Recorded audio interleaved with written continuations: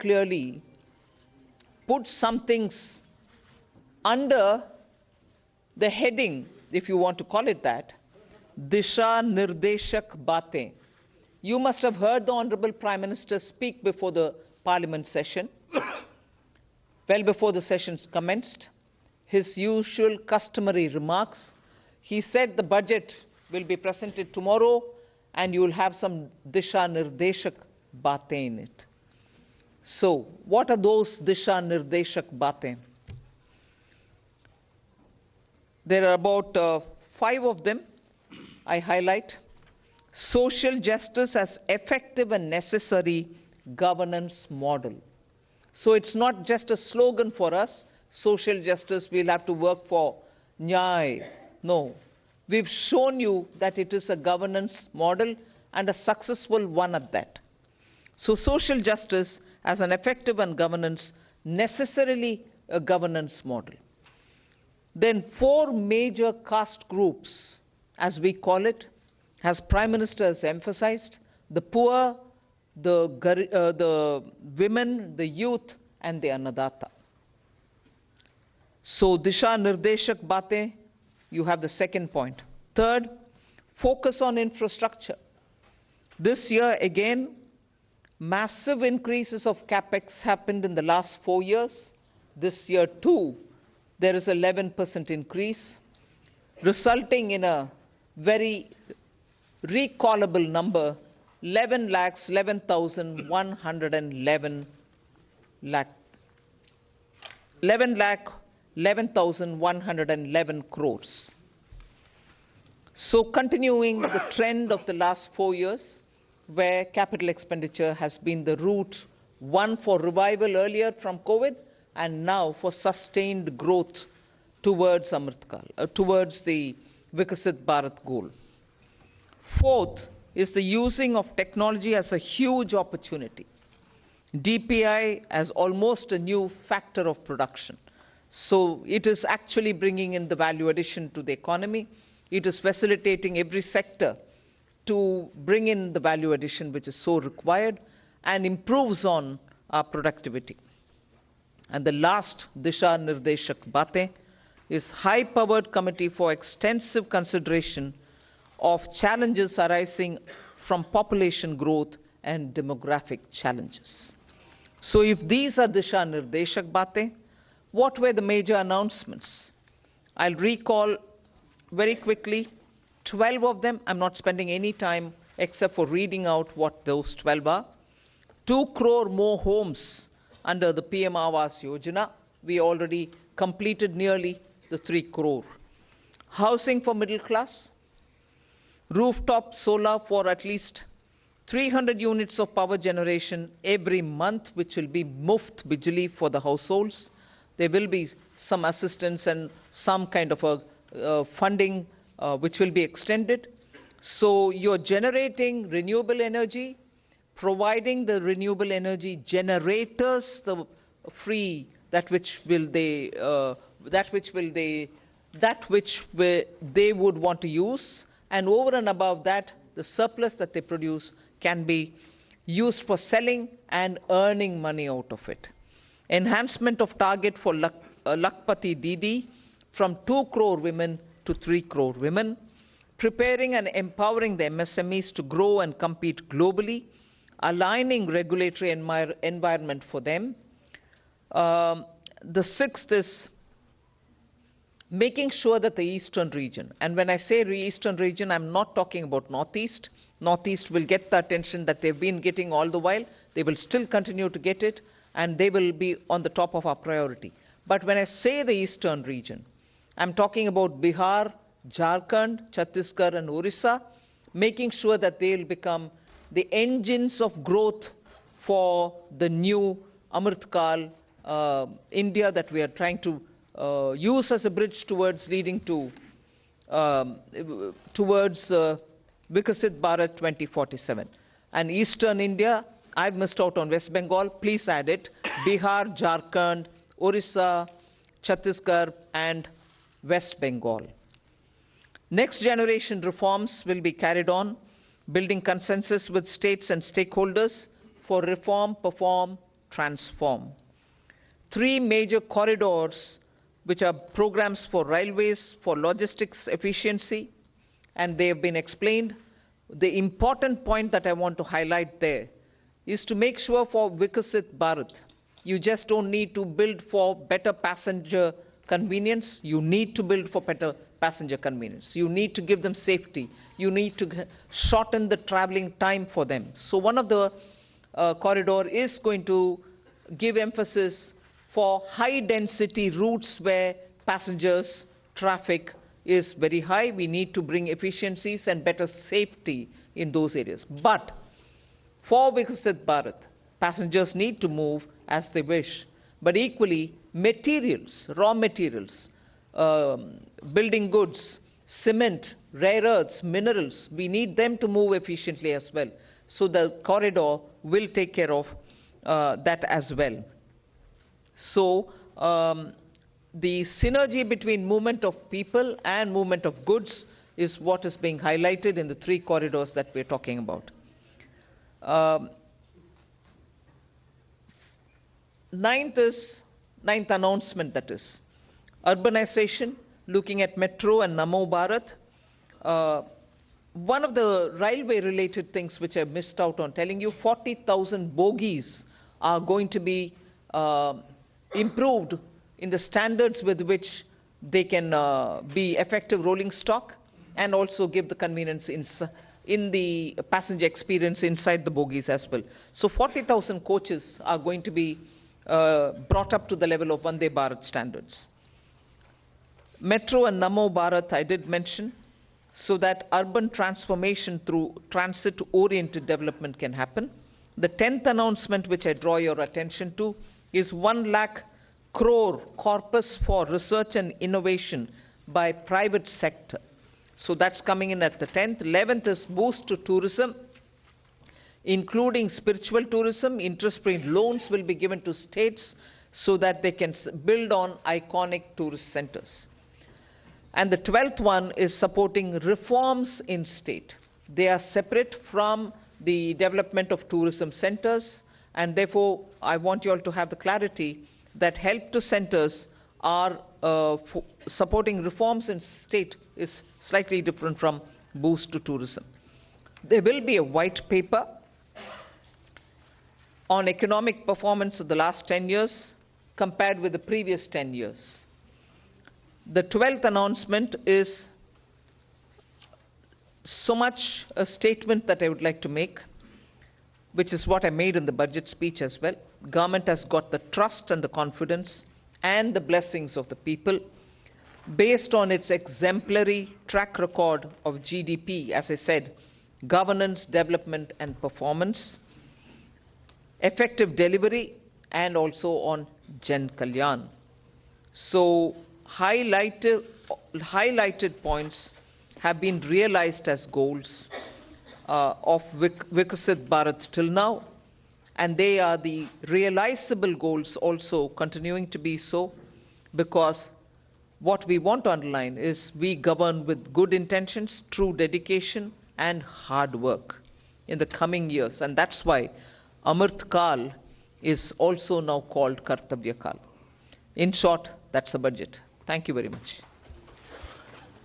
Yeah. The Finance Minister has just now encapsulated the key highlights of the budget. We'll now open the floor.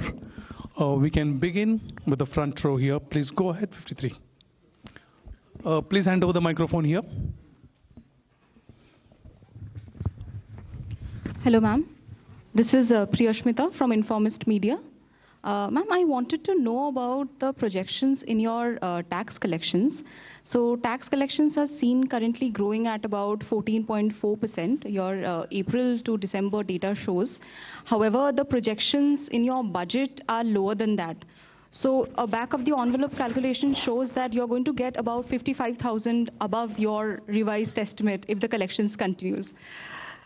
So your estimates are conservative, would you say that? I'll certainly ask Somanathan to come in on that. Estimates are always realistic with us. So let me clarify this. If you look at page 6 of the budget, you can look at it later. I'll just explain it to you. We are projecting that gross tax revenue. Now, this gross tax revenue in this sheet is net of refunds. So, net of refunds, we are projecting that in this financial year, it will grow by 12.5% with reference to last year's actual. So, from 30.54 lakh crores last year to 34.37 lakh crores this year is what is presented in our revised estimates. However, the sharing of taxes with the states is different for different taxes.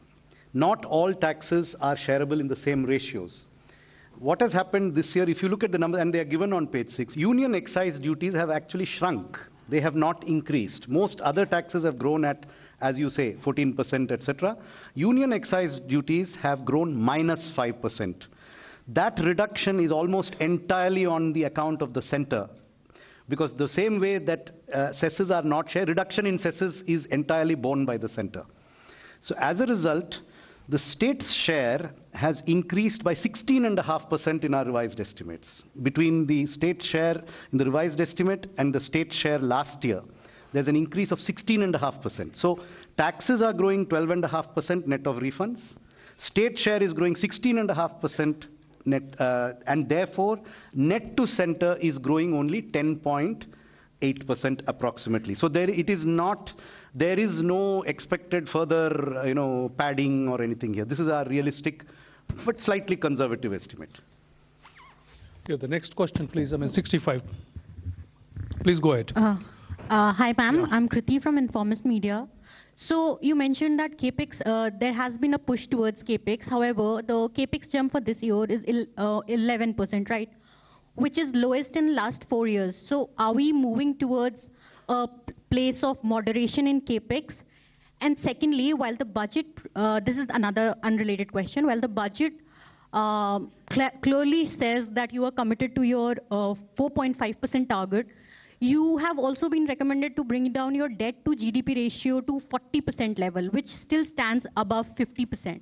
So how are we looking towards moving towards that target? Thank you. First of all,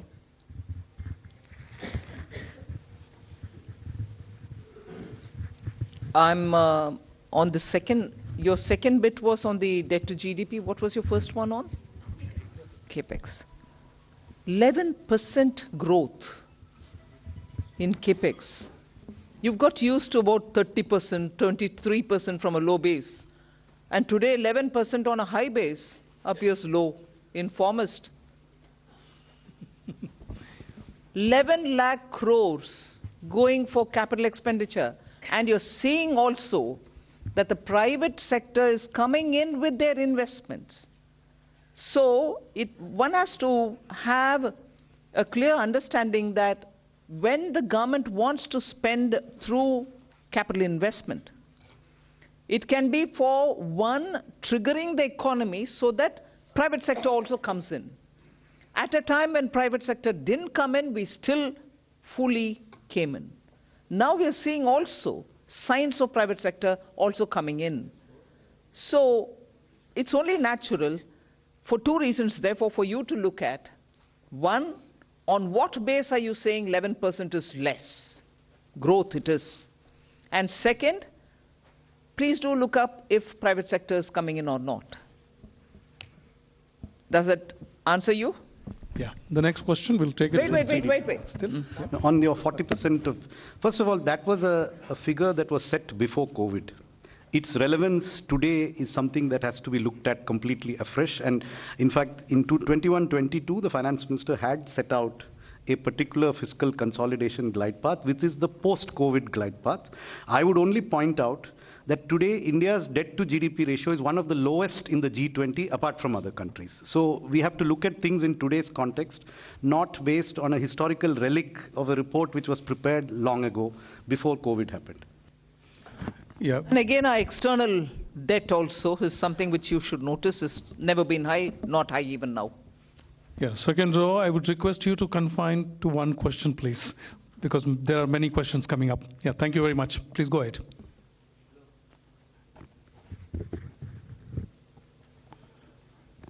Yeah.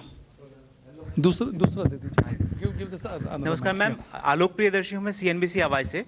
मेरा सवाल ma'am ये है कि एक consumer के नाते, एक tax payer के नाते हमेशा लोगों की ये उम्मीद रहती है, या इस देश में कैसे कह सकते हैं कि चुनाव इतने ज्यादा आते हैं कि लोगों को लगता है कि जब चुनाव आएंगे तो उनकी जो मांगे हैं वो पूरी हो जाएंगी, टैक्स के मोर्चे पर कहें, या फिर जो पॉपुलिस्ट मेजर्स सरकार लेती है।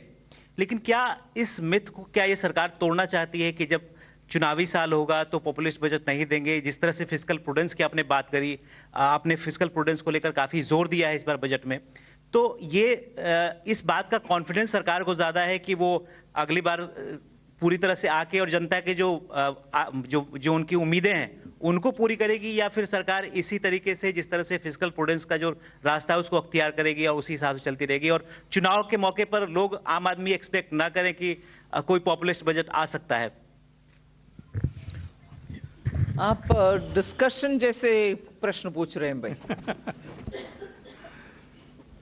मैं पहले से बोलते आई हूं और माननीय प्रधानमंत्री जी भी इस विषय में बोलते थे, कल परसों भी उनका बयान है। वोट ऑन अकाउंट क्या है, कैसे है, आपको मालूम है। So we largely kept vote on account as vote on account, but also showed how the economy will be moving forward and what's our plan for it. Who are we going to aim at when in July, when we come back to present a budget? Who are the sections who will be addressed? What are the kind of investments we'll make? However, very clearly showing that on capital expenditure, we are showing an increasing growth. More money is being put in for that, for innovation, and so on. So announcements भी है, ये नहीं है कि vote on account है इसमें कुछ और नहीं है। announcements है, दिशा निर्देशक बातें भी है। So vote on account and interim budget को कैसे, किस हद तक उपयोग कर सकते हैं, और वो भी कॉन्फिडेंस सरकार, उस हद तक हमने यूज ही किया है। Yeah, Z Business, and after that you hand over the microphone to your right. Yeah.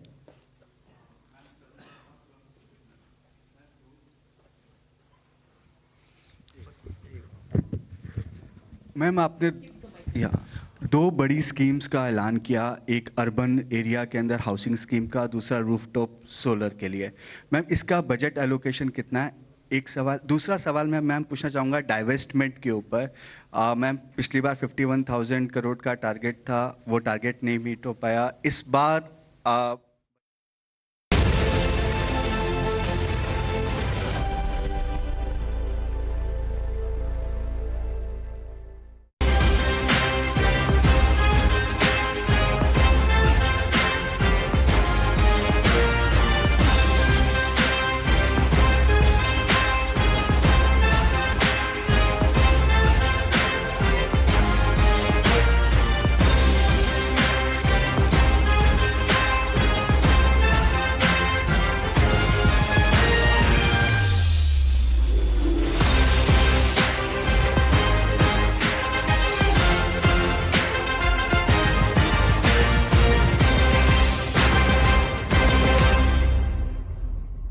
This is Republic Niva Bupa Studio, your one stop for all the breaking news updates, and I am Nikita Sahai.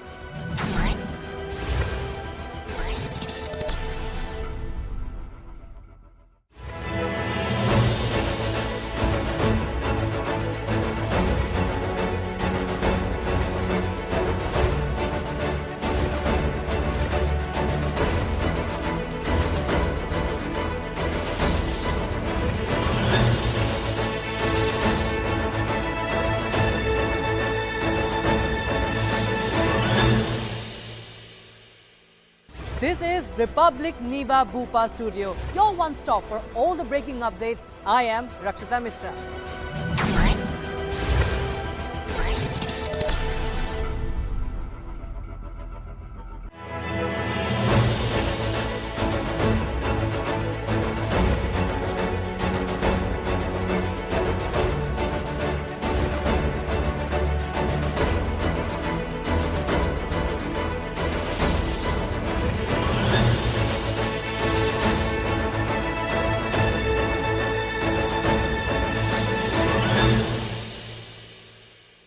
This is Republic Niva Bupa Studio, your one stop for all the breaking news updates, and I am Nikita Sahai.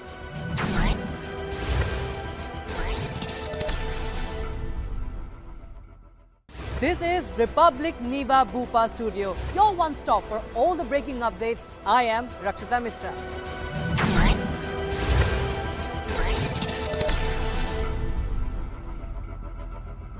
This is Republic Niva Bupa Studios, your one-stop destination for all the breaking news updates, and I am Shivangi Shukla.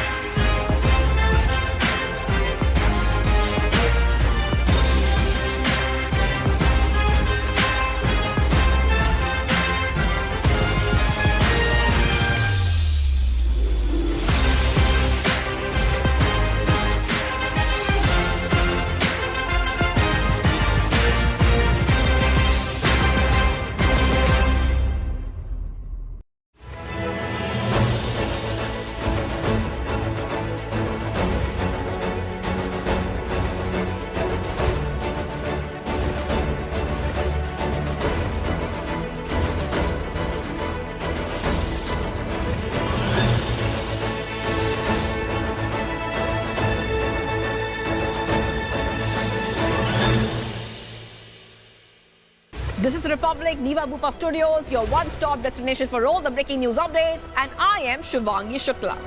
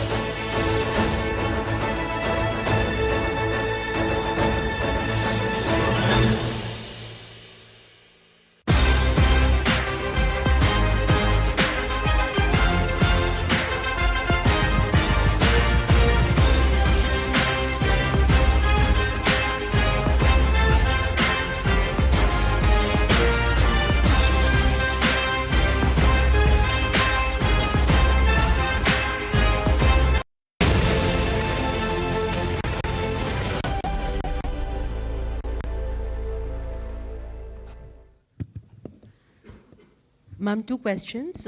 One very broad, generic, excellent work in terms of fiscal consolidation. Just want to understand, is it slightly ambitious to have a 5.1 number right away in the interim budget? I mean, broadly expectation was July budget, you will start kind of... No, I don't mean that. No, I don't mean that, but just try to understand, like in 2 years, you'll be able to do below 4.5%. Very broad understanding, ma'am. One is that. Second, ma'am, you're talking about next generation reforms. Within that context, the government has had a massive privatization agenda. There doesn't seem to be, any mention of that as of now. Just heard to him. Sapna, you're asking the same thing. No, but... You went elaborately on it. But will you still be sticking to it? Just broadly wanted to understand.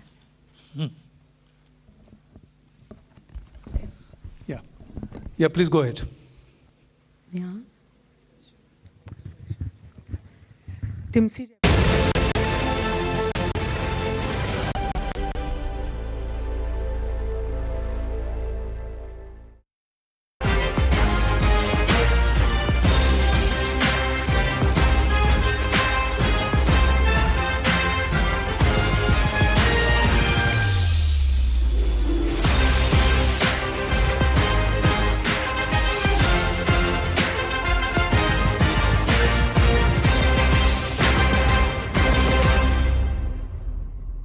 This is Republic Niva Bupa Studio, your one stop for all the breaking news updates, and I am Nikita Sahai.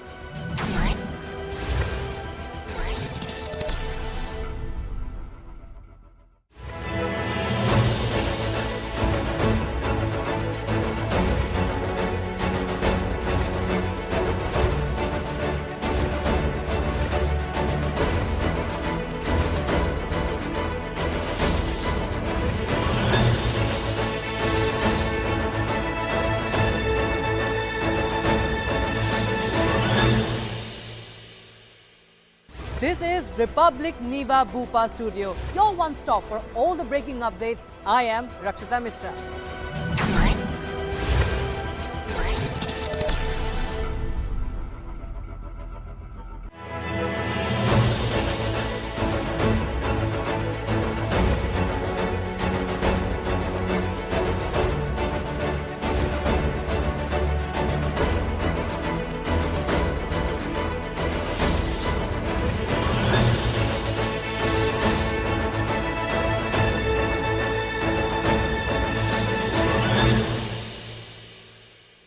This is Republic Niva Bhupa Studio, your one stop for all the breaking news updates, and I am Nikita Sahai.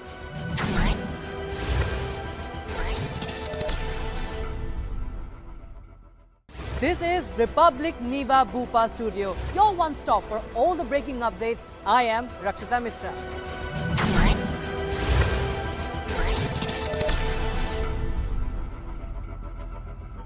This is Republic Niva Bhupa Studios, your one-stop destination for all the breaking news updates, and I am Shivangi Shukla.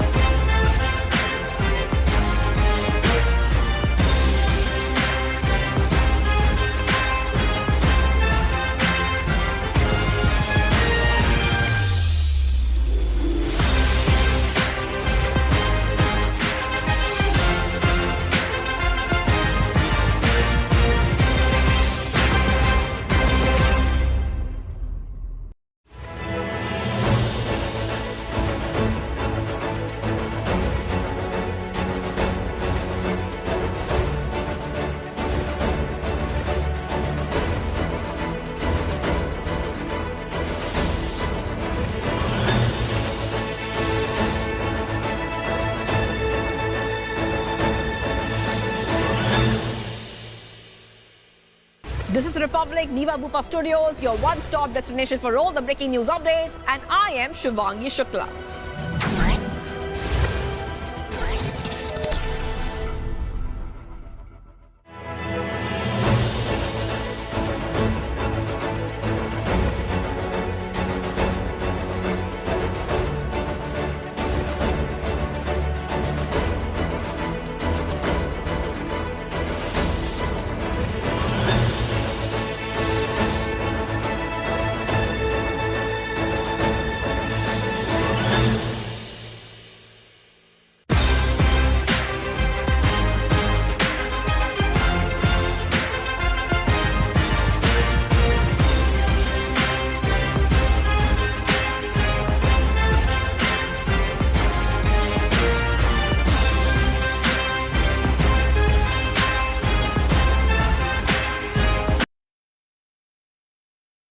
This is Republic Niva Bhupa Studio, your one stop for all the breaking news updates, and I am Nikita Sahai.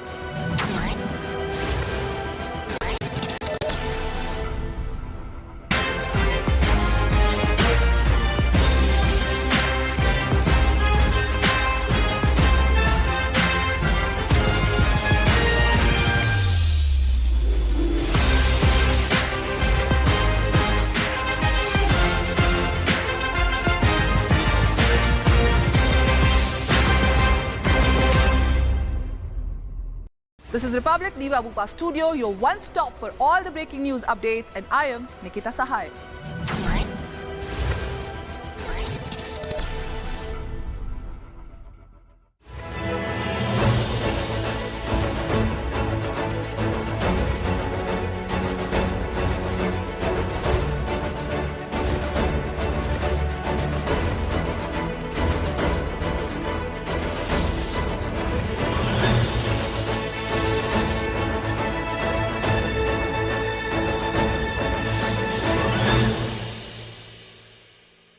This is Republic Niva Bhupa Studio, your one stop for all the breaking updates. I am Rakshita Mishra.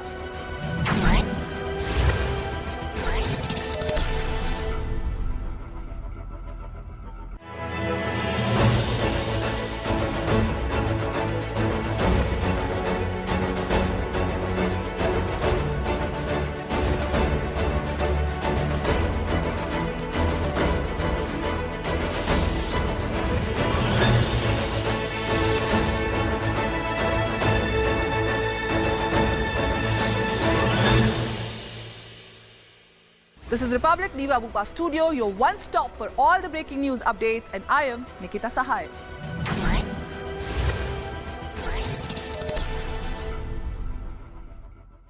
This is Republic Niva Bupa Studio, your one-stop for all the breaking updates. I am Rakshita Mishra.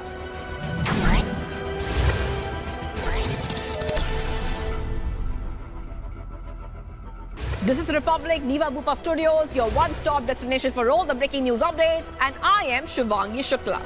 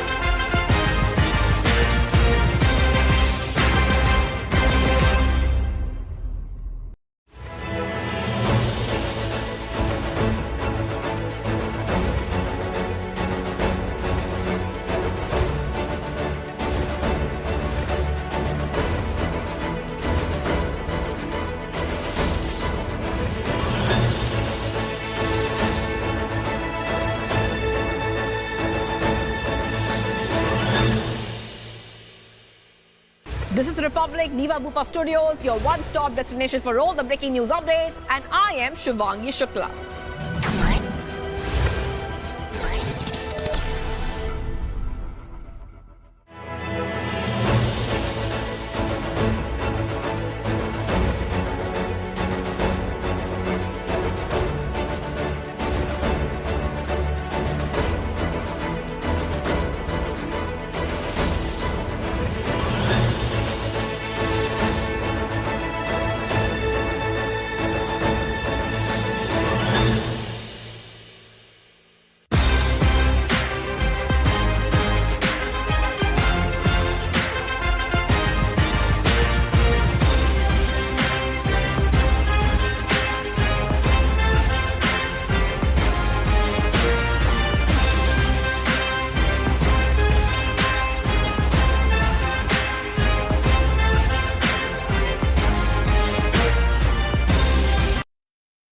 This is Republic Niva Bupa Studios, your one-stop destination for all the breaking news updates, and I am Shubhangi Shukla.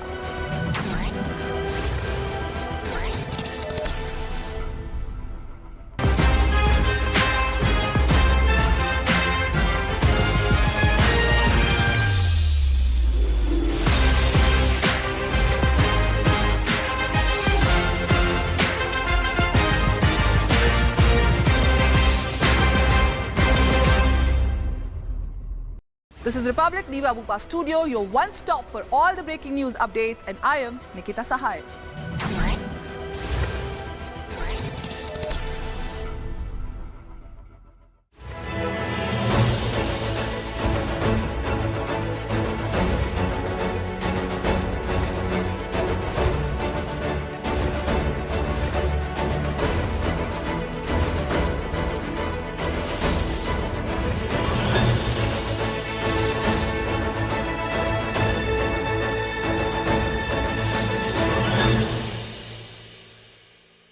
This is Republic Niva Bupa Studio, your one-stop for all the breaking updates. I am Rakshita Mishra.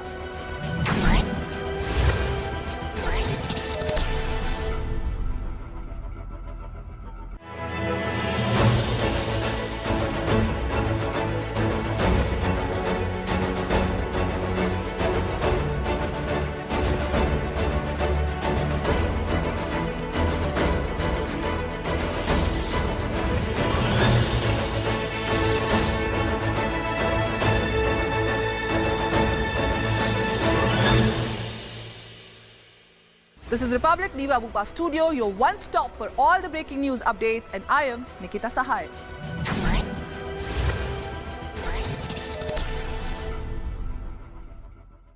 This is Republic Niva Bhupa Studio, your one stop for all the breaking updates. I am Rakshita Mishra.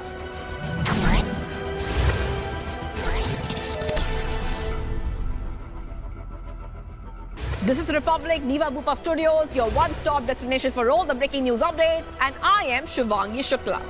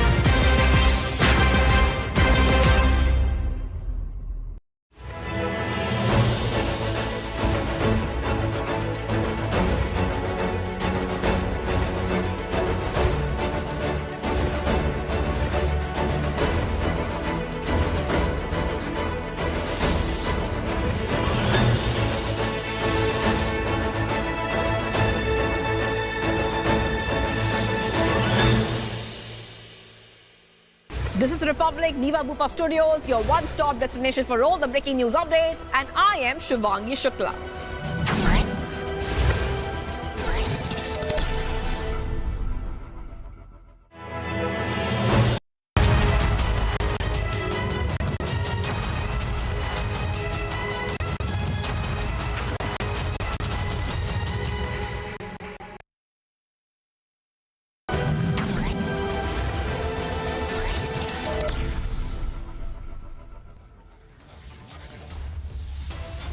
Viewers, we're live and breaking. I'm Shivangi Shukla, getting you the latest coming in on Republic TV. Now, what we see right now are multiple updates coming in from Jharkhand. We'll get you on top of that because we're seeing a lot of political activity in Jharkhand, many twists and turns coming in. Let's have a look at the headlines we're tracking first. Hectic parlays as 13 MLAs miffed with Champai Soren go incommunicado. Others rush to resort now. Champai Soren is set to meet Jharkhand governor shortly, likely to stake claim a day after Soren's arrest. As anger mounts against Indian MPs over the secessionist government, the Congress now tries to distance itself.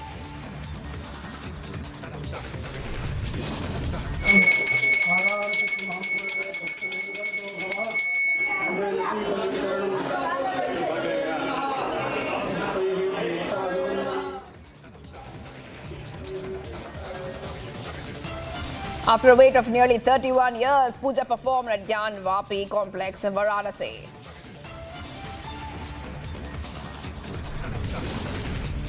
Nirmala ji का ये budget देश के भविष्य के निर्माण का budget है। मैं एक बार फिर सभी देशवासियों को इस ऐतिहासिक बजट के लिए शुभकामनाएं देता हूं।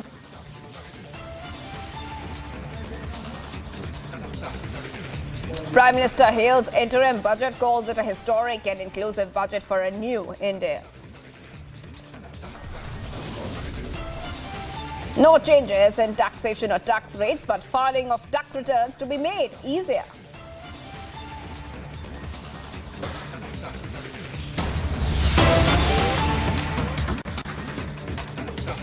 Viewers, getting some breaking updates coming in right now. Hemant Soren has been remanded to one-day judicial custody. PMLA court has reserved the order as likely to pronounce the same tomorrow. Now, the development comes a day after Soren was arrested in the mega land scam case. And meanwhile, Chief Minister designate Champai Soren has been given time to meet the governor later on in half an hour from now, approximately at 5:30 p.m. So we're getting these back-to-back updates coming in right now on Republic TV. Big political crisis brewing in Jharkhand as the JMM leader and former CM Hemant Soren was arrested by the ED after resigning as Chief Minister. And not just that, viewers, what we see right now, he has got a one-day judicial custody. The former Jharkhand CM has got a one-day judicial custody. And after this, what we see right now is that tomorrow the PL MLA court will decide on the fate of Hemant Soren tomorrow itself. ED is demanding a 10-day remand of the former Jharkhand CM Hemant Soren, but the order has been reserved. The next hearing will be taking place tomorrow. Now, what we see right now is that a lot of details coming out. I just want to go across to my colleague, Editor Special Projects, Prakash, who has been on the ground in Ranchi outside the PMLA court where Hemant Soren has been it was produced. Let's go to you, Prakash. Many details coming out. The latest detail, if you could take our viewers through, is that the ED demanding 10 days remand, and that means a PMLA court will decide tomorrow what will happen next for Hemant Soren. Take us through the details coming in, Prakash.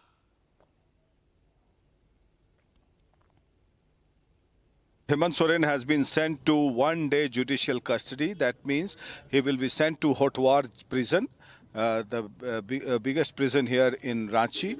It means that the ED did not get a remand for 10 days, which they had prayed for. That is today. Tomorrow, the judgment has been reserved because the matter has reached the Supreme Court also. Hemant Soren has filed a petition in the Supreme Court citing the way he was arrested on flimsy ground. That's what he alleges, where the ED says that they have substantial proof of his involvement in the land scam. And as a matter of fact, the Supreme Court will be hearing tomorrow. So maybe the PMLA court would have reserved the judgment for tomorrow. Second, the most important issue, apart from Hemant Soren, is that the political issue pertaining to Jharkhand. There is a constitutional crisis here.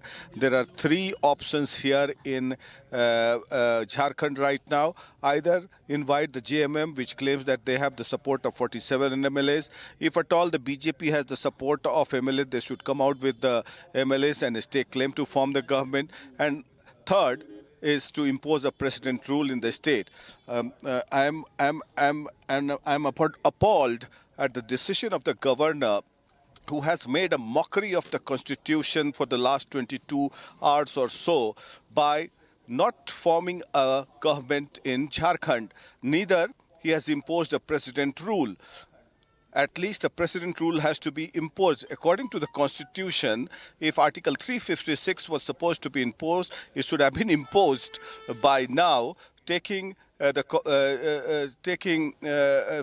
it to the Union Ministry of Home and ratifying it by the Union Cabinet. But it has not been done yet. So what is he waiting for? Is he promoting horse trading in Jharkhand? That is the bone of contention. So Jharkhand JMM MLAs meeting the governor here at 5:30 p.m. in Ranchi.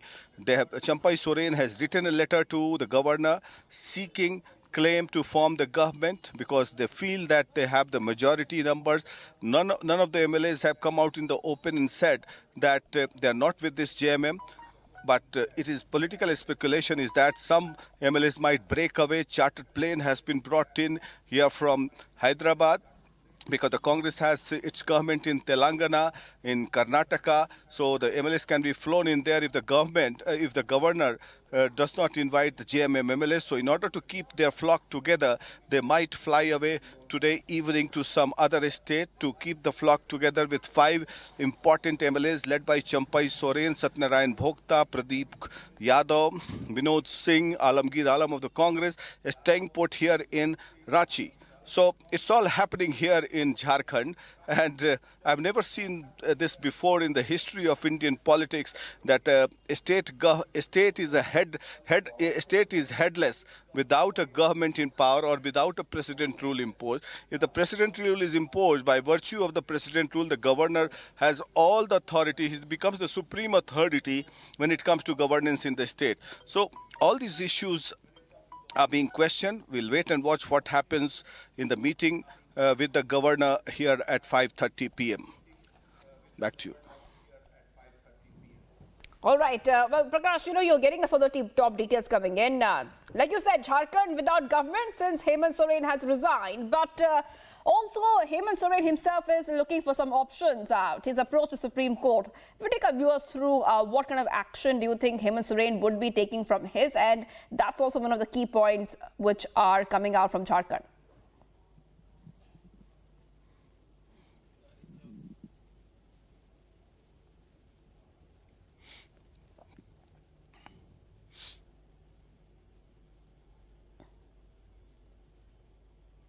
All right.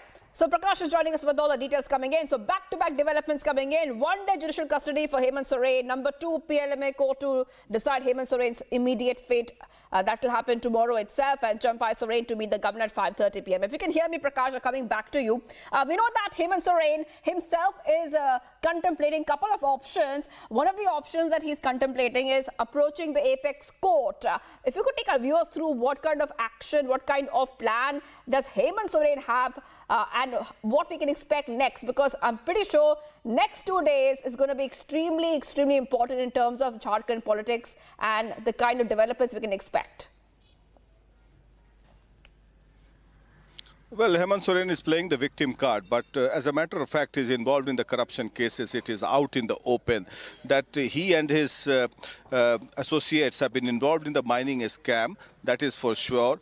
In the land scam also, he is there involved because the ED had arrested Chavi Ranjan, the IS officer, and the sufficient proof as well. There's no doubt about that. Prima facie, it looks like a massive corruption case, and Hemant Soren is involved in this corruption case for sure. ED has substantiated it with enough evidence and ground, because arresting a chief minister doesn't happen like that. Because at the end of the day, any investigating agency or the ED will have to answer in the court of law. So they will have to substantiate it with enough proof and ample evidence that they have arrested the chief minister. Because arresting the chief minister means toppling a government in any state. So that is there. I don't think that he's going to get any bail or reprieve from any court of law. But we'll wait and watch on what ground, because Hemant Soren claims that the portion of land which is in question has not been allotted in his name, rather not been registered in his name, and he has not sold it, since the plea would be given that the Deputy Commissioner of Ranchi, who is under arrest right now, had ordered for the registry of the plot. But it is pertaining to the misuse of the office of the Chief Minister, on whose directions the plot of land were registered.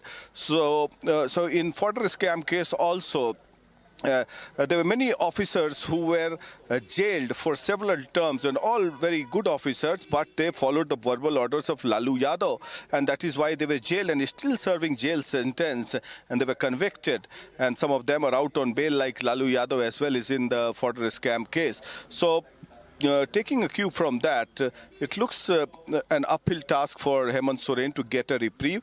But as far as the constitutional provisions are concerned, the state needs an elected government or a constitutional provision to be followed, either impose a precedent rule. But both the situation has not arisen as yet. And if we talk about constitution, I feel that it is a mockery of the Constitution of India. All right, thank you for getting us all the details coming in. Prakash getting us top updates. Meanwhile, the BJP viewers has hit out at the India Alliance, saying corruption is what is leading the opposition bloc. Listen in to those reactions coming in. जो भ्रष्टाचारी होंगे उनको jail जाना होगा। भ्रष्टाचारी jail जाएंगे। हाँ ठीक है, चलो ठीक था भाई। जो भ्रष्टाचारी होंगे उनको जेल जाना होगा। भ्रष्टाचारी जेल जाएंगे। हाँ ठीक है, चलो ठीक था भाई। नहीं, गिरफ्तार कर लिया है। जो भ्रष्टाचार करेगा वो जाएगा जेल के अंदर ना। भारतीय जनता पार्टी के कार्यकर्ता लगातार पिछले 4 साल से संघर्ष कर रहे थे। उन्होंने जमीन घोटाला कर लिया है, उन्होंने दारू घोटाला कर लिया, गिट्टी घोटाला कर लिया, बालू घोटाला कर लिया, ट्रांसफर पोस्टिंग का घोटाला है, और उसी के आधार पर वो जेल गए हैं। कोई बड़ा विषय तो है नहीं। सर, चंपई सोरेन का नाम आ रहा है कि अगले मुख्यमंत्री पद पे शपथ ले सकते हैं चंपई सोरेन। अब लेंगे कि लेंगे ये गवर्नर तय करेंगे।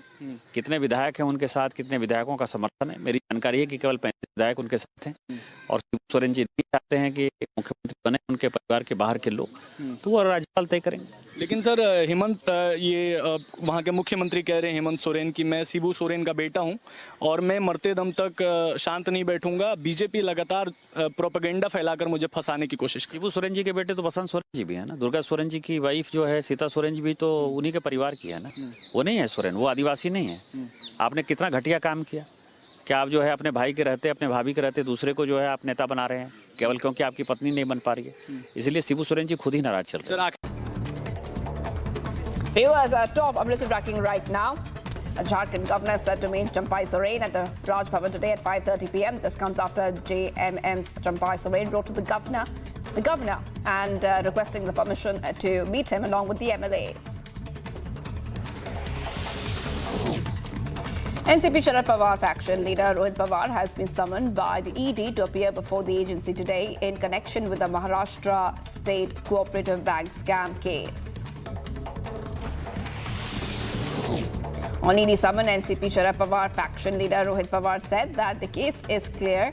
All documents required are being submitted. He then confidently claimed that nothing will come out of this case.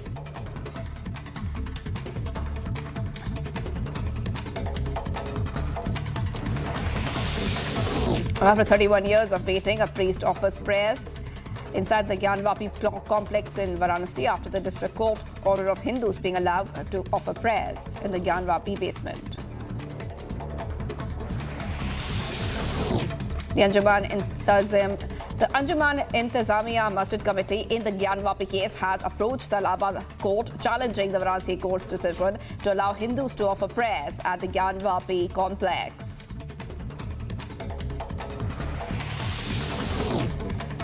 And the PMK holding a special general body meeting over the upcoming Lok Sabha elections in Chennai.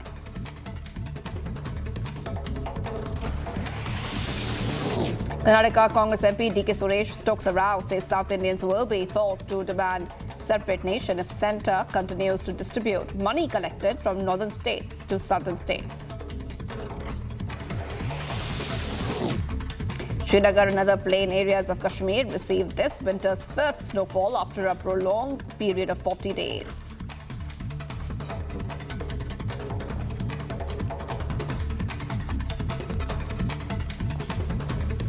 And viewers, talking a huge and a massive controversy, Congress MP D.K. Suresh has now made a secessionist comment saying that Hindi states have been using southern contribution and therefore we demand a separate country. Let's go ahead, viewers, and play out exactly what this Congress MP has said, stoking another row.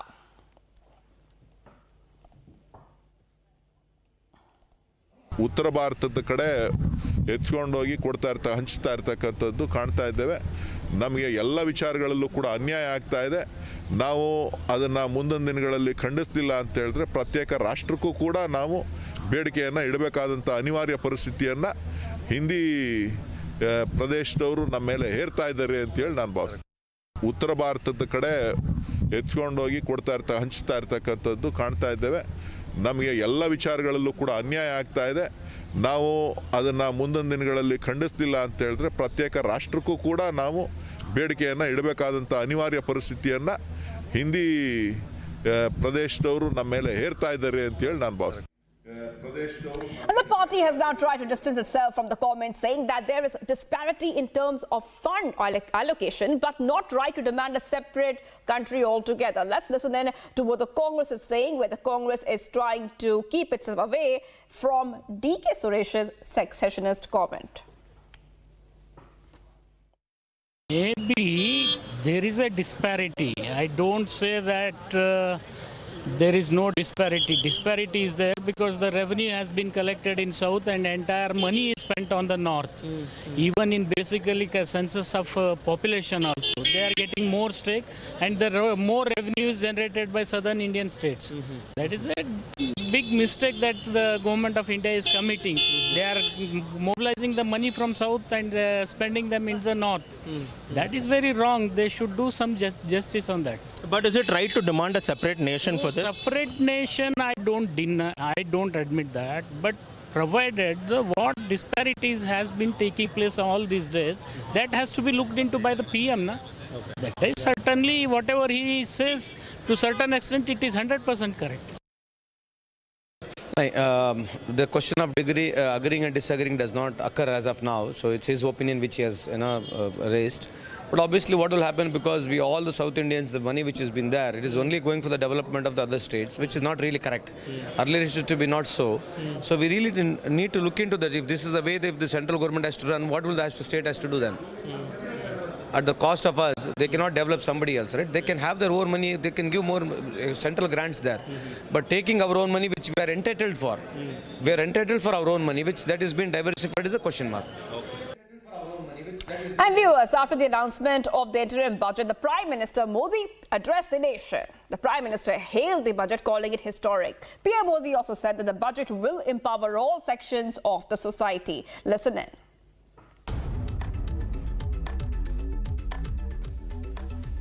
इस budget में continuity का confidence है। ये budget विकसित भारत के 4 स्तंभ, युवा, गरीब, महिला और किसान, सभी को एम्पावर करेगा।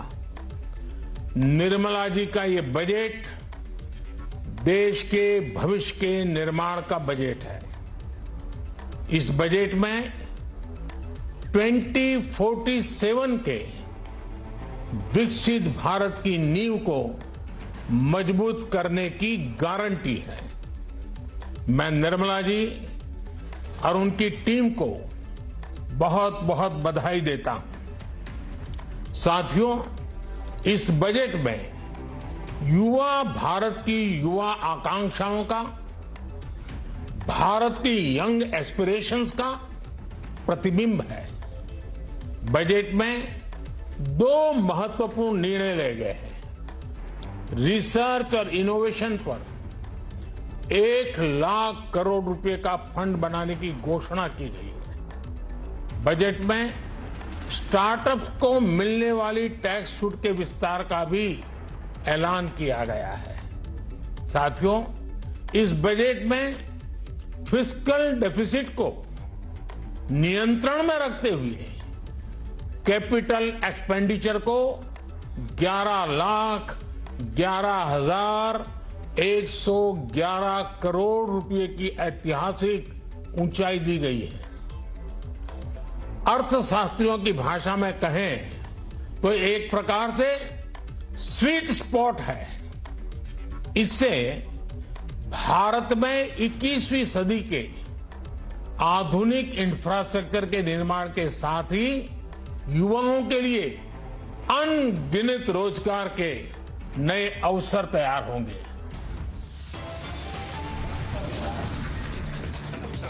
Viewers, much more coming up. On the side, hectic parlays as 13 MLAs miff with Champai Sorain go incommunicado. Others rush to a resort now. No changes in taxation or tax rates, but filing of tax returns to be made easier.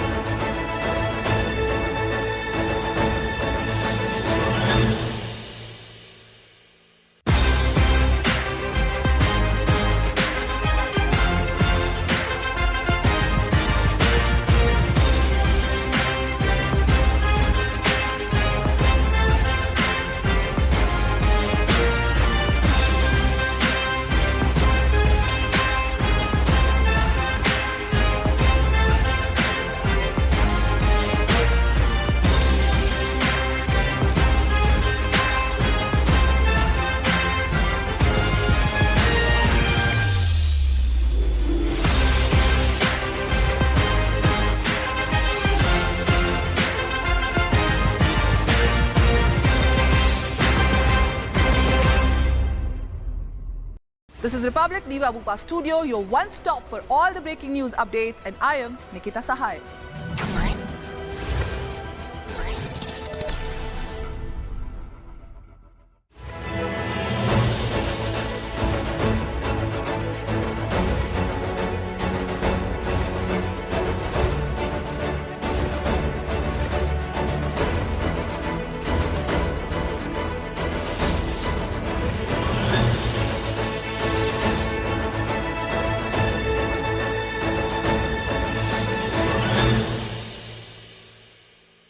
This is Republic Niva Bupa Studio, your one-stop for all the breaking updates. I am Rakshita Mishra.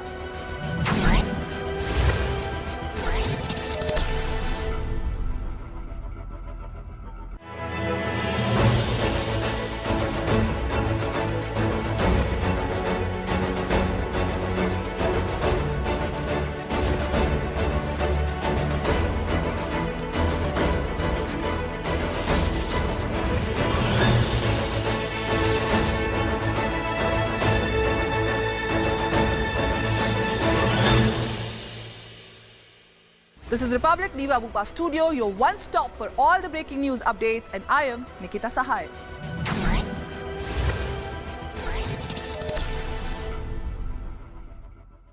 This is Republic Niva Bupa Studio, your one-stop for all the breaking updates. I am Rakshita Mishra.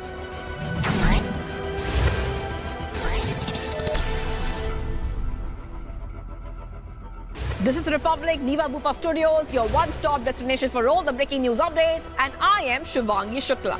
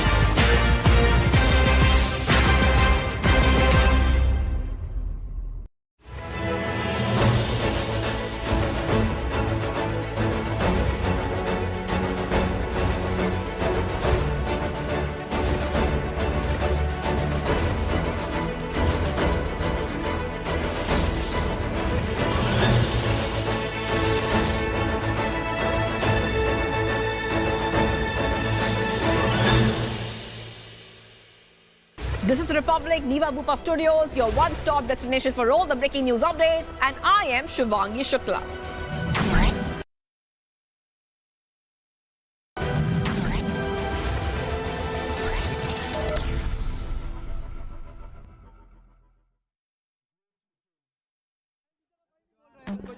सबको जोहार,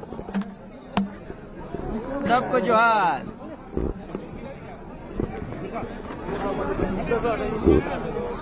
तो मैं तो side में ही हूँ, वो गाड़ी खोले, दरवाजा खोलिए ना। सबको जोहार। सौरभ चले सर, कुछ बोलेंगे सर? चलिए हो गया चलिए चलिए चलिए चलिए।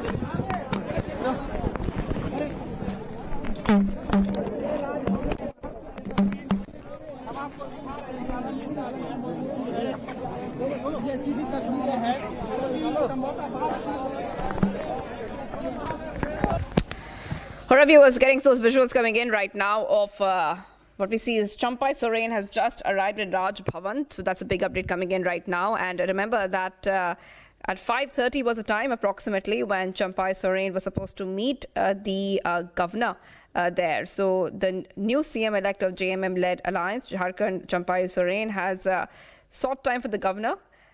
In fact, let's go over to Prakash, who is there at the spot. Prakash, over to you.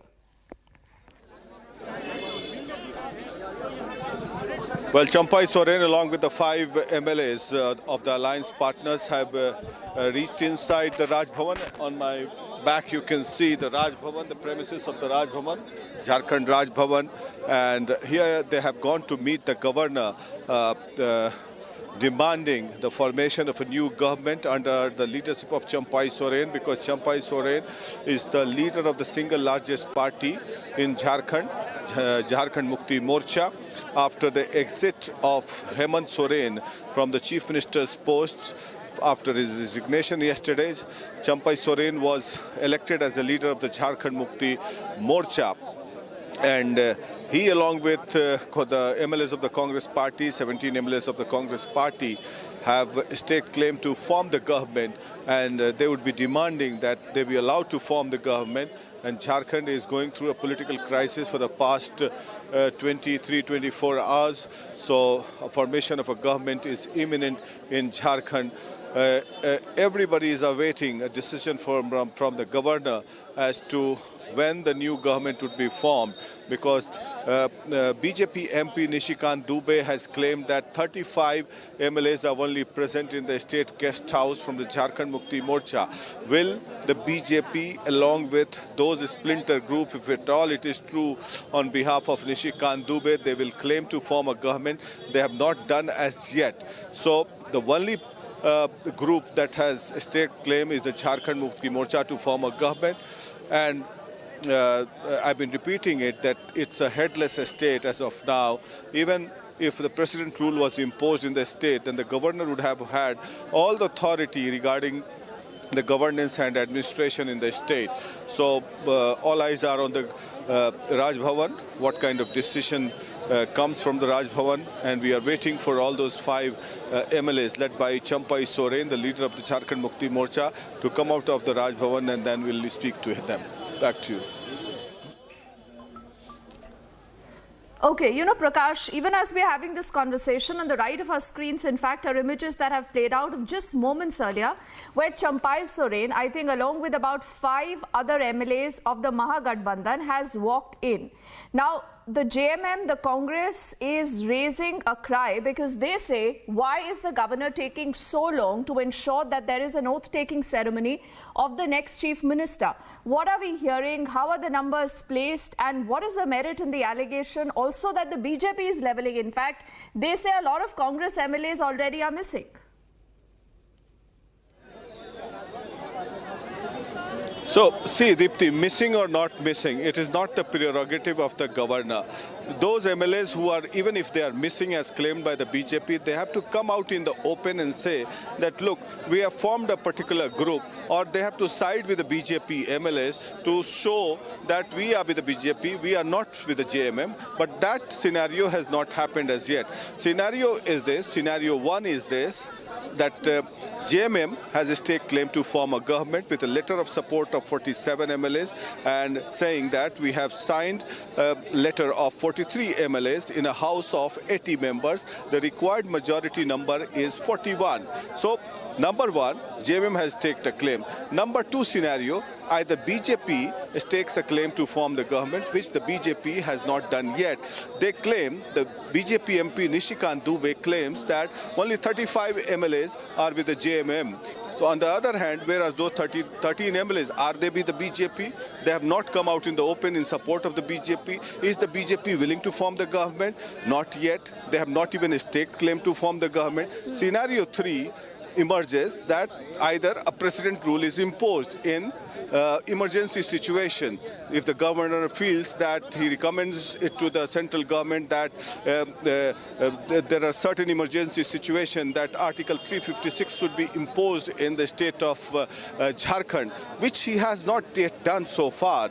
And I have not seen this kind of situation in any state, to my knowledge, that ever since a chief minister of a state was arrested and he resigned, and thereafter, by virtue of his resignation, the entire government falls. So there is no government in Jharkhand. Neither a chief minister nor the governor of Jharkhand has the constitutional authority.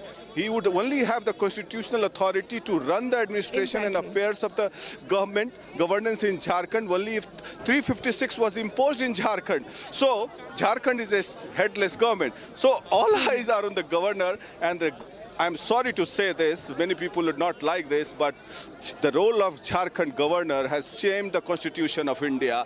People talk about Constitution. All these politicians swear in the name of Constitution and owing allegiance to the Constitution of India when they swear in as the top post of the country. But he has shamed the Constitution of India, this governor, Mr. C.P. Radhakrishnan. And I'm sorry to say this, but I've never seen this kind of unprecedented political situation in India. And so that state is a headless state for the past 22 years. You know, Prakash, what you raise is a pertinent issue, and people are also making a comparison between what happened in Bihar just few days earlier, where Nitish Kumar resigns, he walks into the Raj Bhavan, a new time is given to him, and there is a new government in place, you know, within hours. Now, in Jharkhand, why is this taking so long? Is there any word, any official communique we have from the Raj Bhavan yet? And what could happen now when you have Champai Soren along with 5 other MLAs inside? What are we learning? What could happen?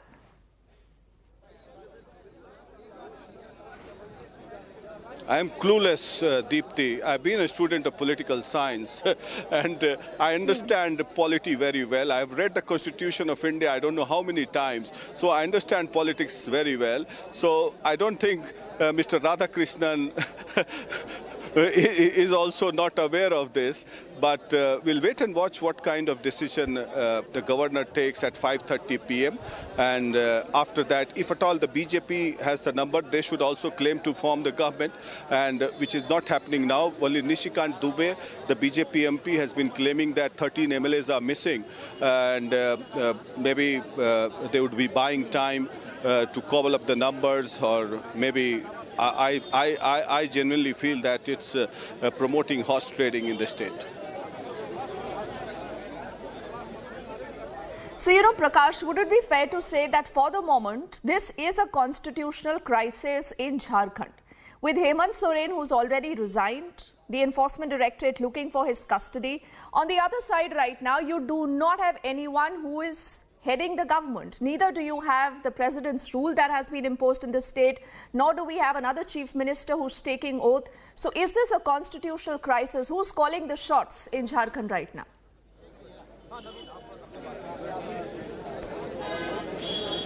I'm appalled and aghast to see this kind of situation. The governor is calling the shots and nobody is willing to speak because the situation has emerged in such that the MLAs are making a plea before the governor that, look, we have the numbers, you should invite us to form the government.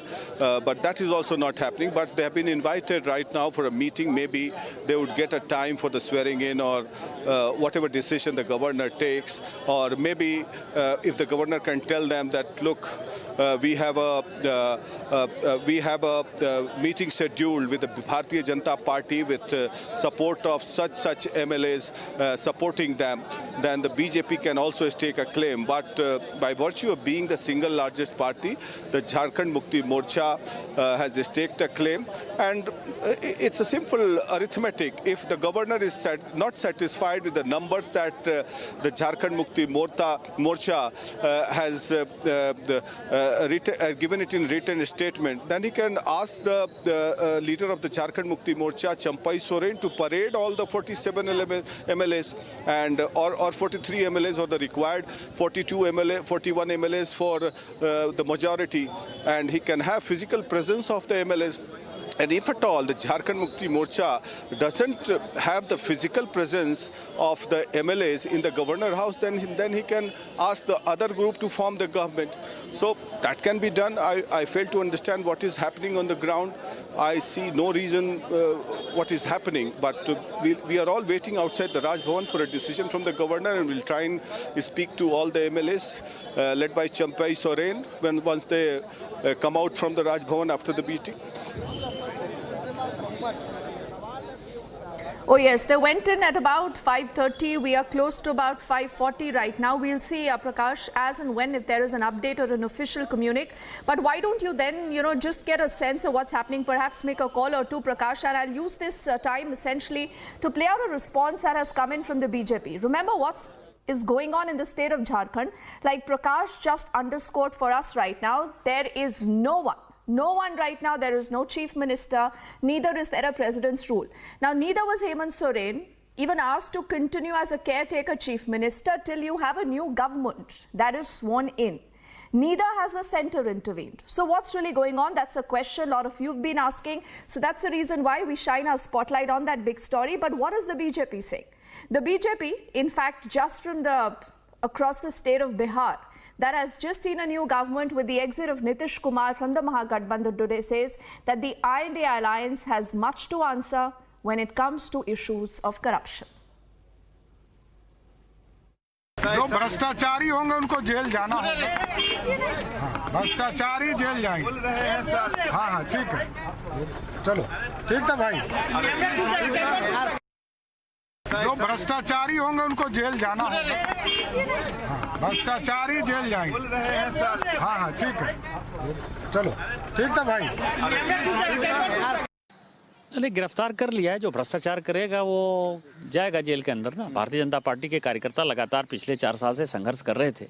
उन्होंने जमीन घोटाला कर लिया है, उन्होंने दारू घोटाला कर लिया, गिट्टी घोटाला कर लिया, बालू घोटाला कर लिया, ट्रांसफर पोस्टिंग का घोटाला है और उसी के आधार पर वो जेल गए हैं। कोई बड़ा विषय तो है नहीं। सर, चंपई सोरेन का नाम आ रहा है कि अगले मुख्यमंत्री पद पे शपथ ले सकते हैं चंपई सोरेन। अब लेंगे कि लेंगे ये गवर्नर तय करेंगे। कितने विधायक हैं उनके साथ, कितने विधायकों का समर्थन है। मेरी जानकारी है कि केवल 35 विधायक उनके साथ हैं और सोरेन जी नहीं चाहते हैं कि मुख्यमंत्री बने उनके परिवार के बाहर के लोग, तो वो राज्यपाल तय करेंगे। लेकिन सर, हेमंत वहाँ के मुख्यमंत्री कह रहे हैं हेमंत सोरेन कि मैं शिबू सोरेन का बेटा हूँ और मैं मरते दम तक शांत नहीं बैठूंगा। बीजेपी लगातार प्रोपेगेंडा फैलाकर मुझे फंसाने की कोशिश। शिबू सोरेन जी के बेटे तो बसंत सोरेन जी भी है ना। दुर्गा सोरेन जी की वाइफ जो है सीता सोरेन जी भी तो उन्हीं के परिवार की है ना। वो नहीं है सोरेन, वो आदिवासी नहीं है। आपने कितना घटिया काम किया। क्या आप जो है अपने भाई के रहते, अपने भाभी के रहते दूसरे को जो है आप नेता बना रहे हैं केवल क्योंकि आपकी पत्नी नहीं बन पा रही है। इसलिए शिबू सोरेन जी खुद ही नाराज चल रहे हैं। So the BJP says, abhi dekhte hain aage kya hoga, and that's the reason why you have both the Congress and the JMM alleging that there is some foul play. And remember, these are allegations, but it's been a little less than 24 hours since we haven't seen any action by the governor. Even as we speak, Champai Soren, along with the delegation of his MLAs right now, is at the Raj Bhavan. We'll track that story. Prakash is reporting outside from the Raj Bhavan. But let's also shift our guests to keep you here on what's been happening as far as the budget goes. It's been a not very big ticket announcements in the budget, but many say that that really tells you the story of how the government does not want to go in for any populism. But these are reactions that have come in from people who matter, in fact, different union ministers, on what they believe this budget signifies in this election year.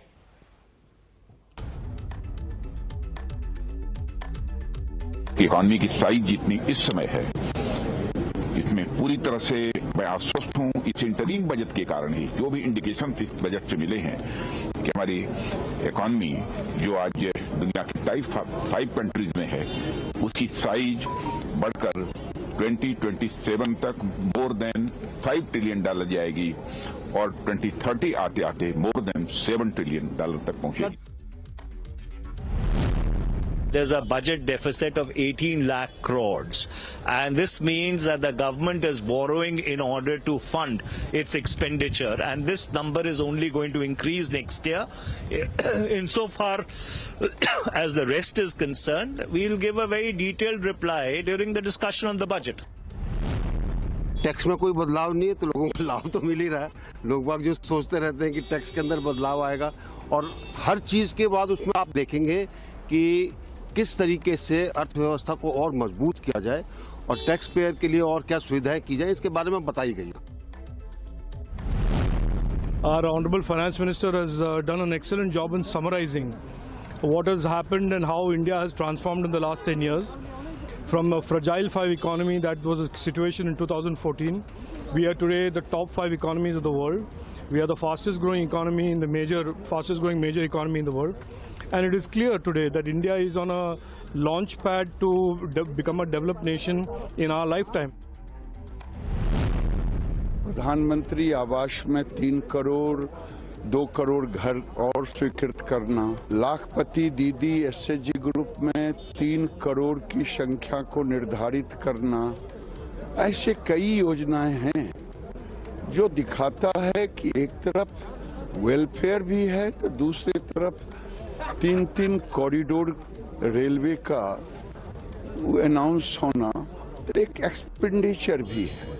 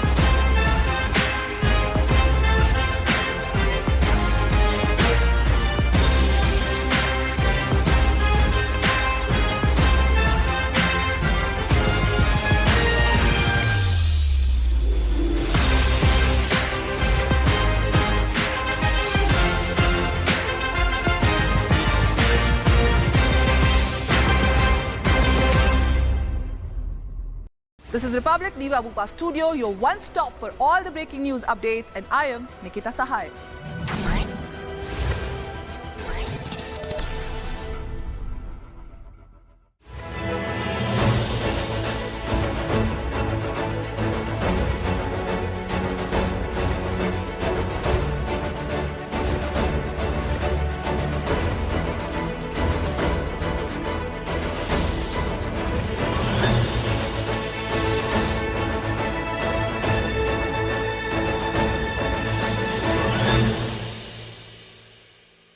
This is Republic Niva Bupa Studio, your one stop for all the breaking updates. I am Rakshita Mishra.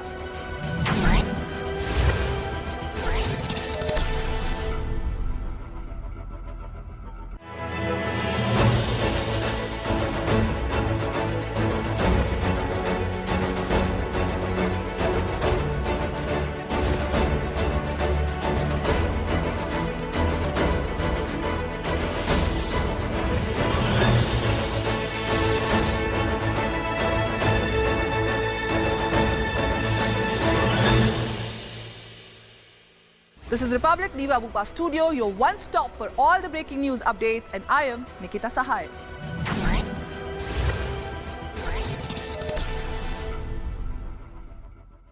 This is Republic Niva Bupa Studio, your one stop for all the breaking updates. I am Rakshita Mishra.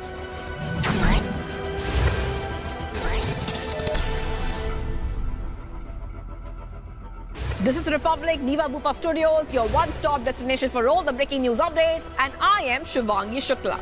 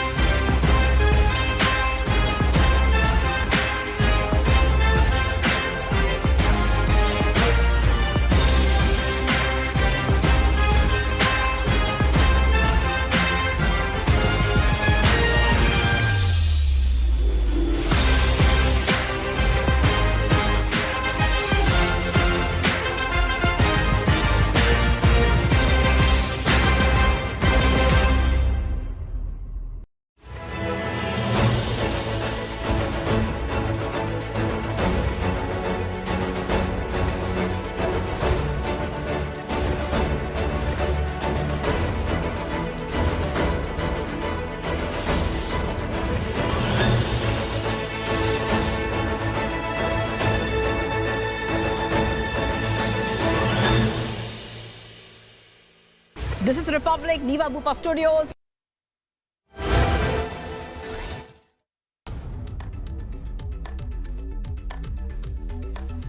इस budget में continuity का confidence है। ये budget विकसित भारत के 4 स्तंभ युवा, गरीब, महिला और किसान सभी को एम्पावर करेगा। निर्मला जी का ये बजट देश के भविष्य के निर्माण का बजट है। इस बजट में 2047 के विकसित भारत की नींव को मजबूत करने की गारंटी है। मैं निर्मला जी और उनकी टीम को बहुत बहुत बधाई देता हूं। साथियों, इस बजट में युवा भारत की युवा आकांक्षाओं का, भारत की यंग एस्पिरेशंस का प्रतिबिंब है। बजट में 2 महत्वपूर्ण निर्णय लिए गए हैं। रिसर्च और इनोवेशन पर 1 लाख करोड़ रुपए का फंड बनाने की घोषणा की गई है। बजट में स्टार्टअप्स को मिलने वाली टैक्स छूट के विस्तार का भी ऐलान किया गया है। साथियों, इस बजट में फिस्कल डेफिसिट को नियंत्रण में रखते हुए कैपिटल एक्सपेंडिचर को 11,11,111 करोड़ रुपए की ऐतिहासिक ऊंचाई दी गई है। अर्थशास्त्रियों की भाषा में कहें तो एक प्रकार से स्वीट स्पॉट है। इससे भारत में 21वीं सदी के आधुनिक इंफ्रास्ट्रक्चर के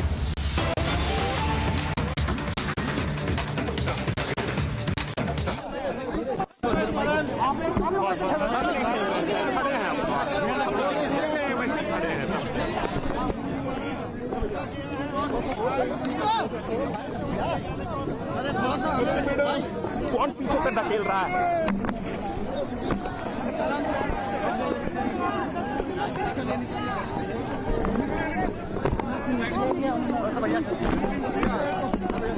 पानी वाला चेन बनाओ यार। आप लोगों ने दावा पेश कर दिया है। आज क्या बातचीत हुई सर? राज्यपाल छोड़ो, धक्का मत दीजिए पीछे से। अरे चल, अरे यार मेरा सब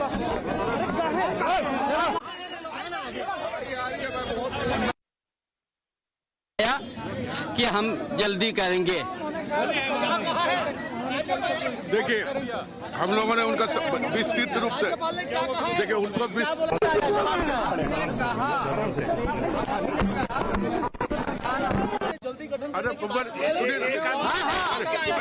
हमने कहा, हम लोग ने कहा कि कल हम लोग 8 साढ़े 8 बजे हम लोग दिया है। नया सरकार गठन करने के लिए दावा पेश किया है। एक मिनट अरे भी 20-22 घंटा भी हो गया। इसको गठन करने का प्रयोग आरंभ किया जाए। देखिए चंपई जी मौजूद है। चंपई जी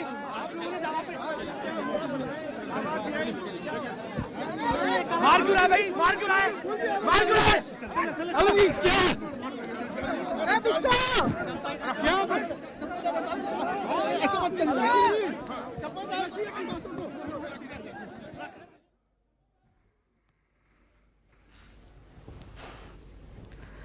So these are just the latest images on your screens. We were just trying to hear what Champai Soren had to say. He, remember, along with 4 of his MLAs, actually was in the Raj Bhavan. He's met with the governor.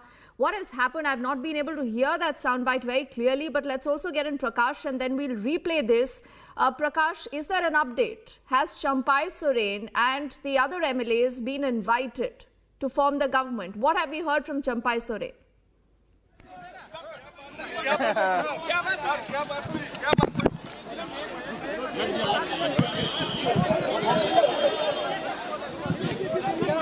क्या हुआ राजभवन विनोद जी? हम लोगों ने कहा कि 22 घंटे हो गए हैं। कल तक हम लोग जो दिए थे, राज्य में कोई मुख्यमंत्री नहीं है। उन्होंने कहा कि जो हम करेंगे वो डेमोक्रेटिक रूल्स के अनुसार करेंगे, तो डेमोक्रेटिक रूल्स में 22 घंटे हो गए। उन्होंने कहा कुछ सलाह लिए हैं, रात तक बाकी सारी चीजें आएंगी कि जो भी होगी अपडेट उसे कल तक सूचित करेंगे। कल तक सूचित करेंगे। अभी सरकार सरकार बनाने का न्योता मतलब नहीं मिला आप लोगों को?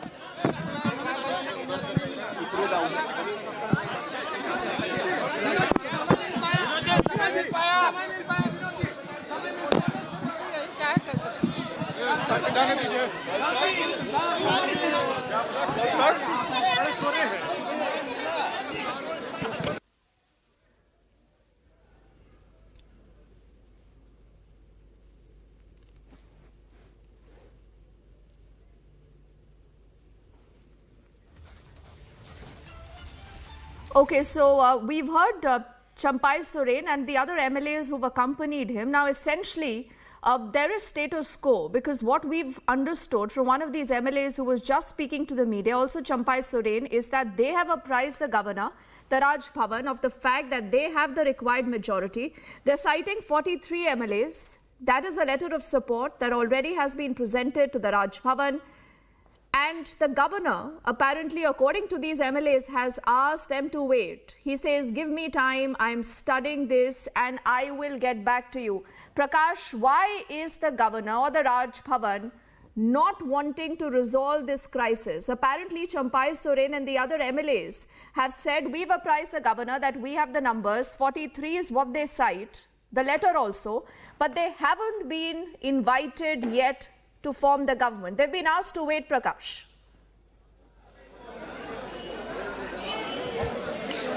I'm just laughing, Deepthi. At the mockery of the Constitution of India, at the behest of this gentleman staying in this grand Raj Bhavan, and that is what the taxpayers pay the money for, to make a mockery of the Constitution of India. And this is where Mr. C.P. Radhakrishnan, famed governor of Jharkhand, lives here, and he has taken a decision in this governor house. I feel that if at all the governor is not satisfied with the number of MLAs that are supporting the JMM-led government, he could have simply asked the JMM leaders to parade all your MLAs here. They could have walked out from this particular path to the governor house. All those MLAs could have walked out, show me in the frame, could have walked out in the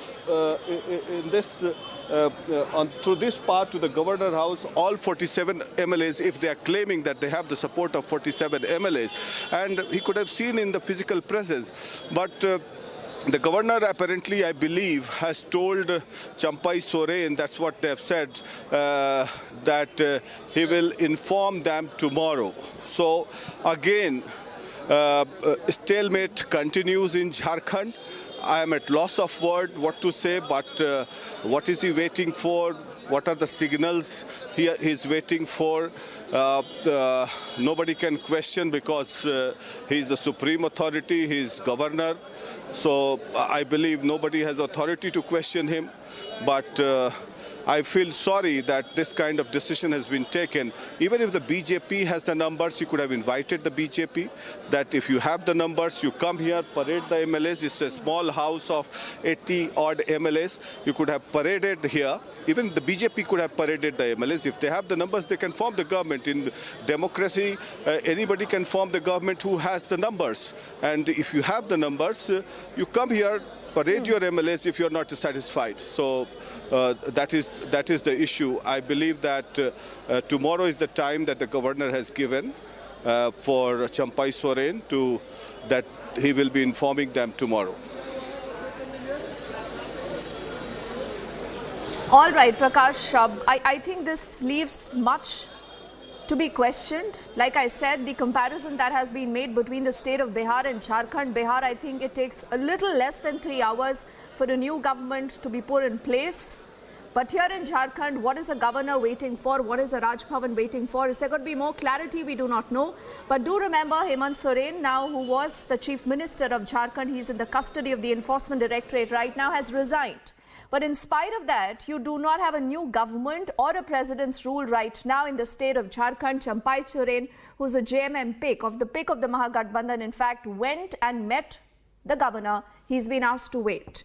We'll thank Prakash just for now, but on the other side of this quick break, we continue getting you non-stop live coverage of what's been happening in Jharkhand and also highlights from the big budget day. Don't go anywhere.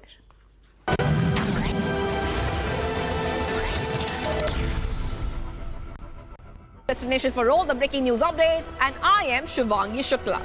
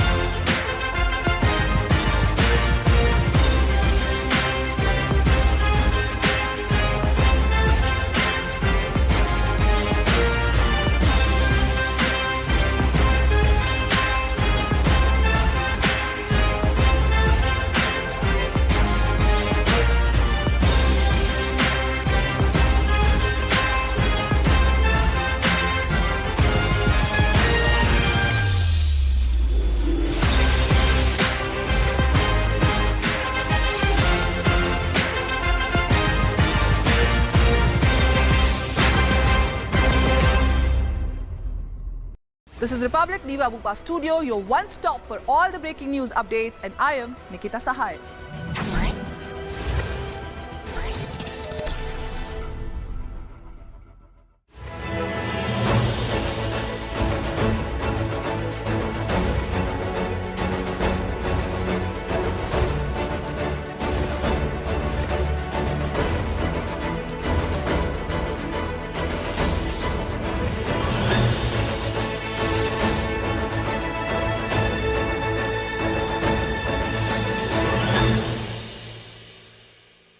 This is Republic Niva Bupa Studio, your one stop for all the breaking updates. I am Rakshita Mishra.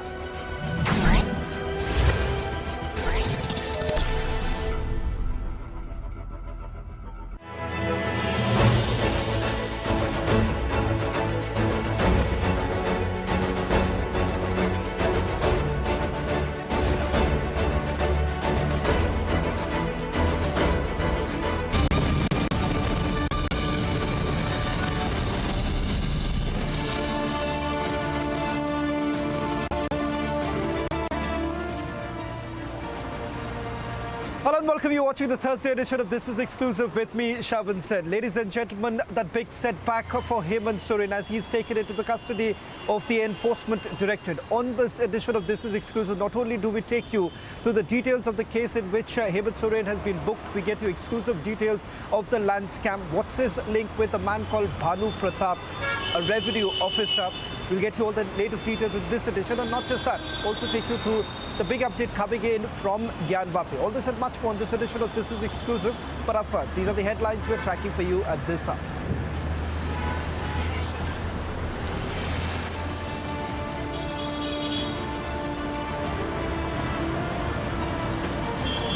Hectic parleys as 13 MLAs miffed with Champai Soren go incommunicado. Other rushed to resort now.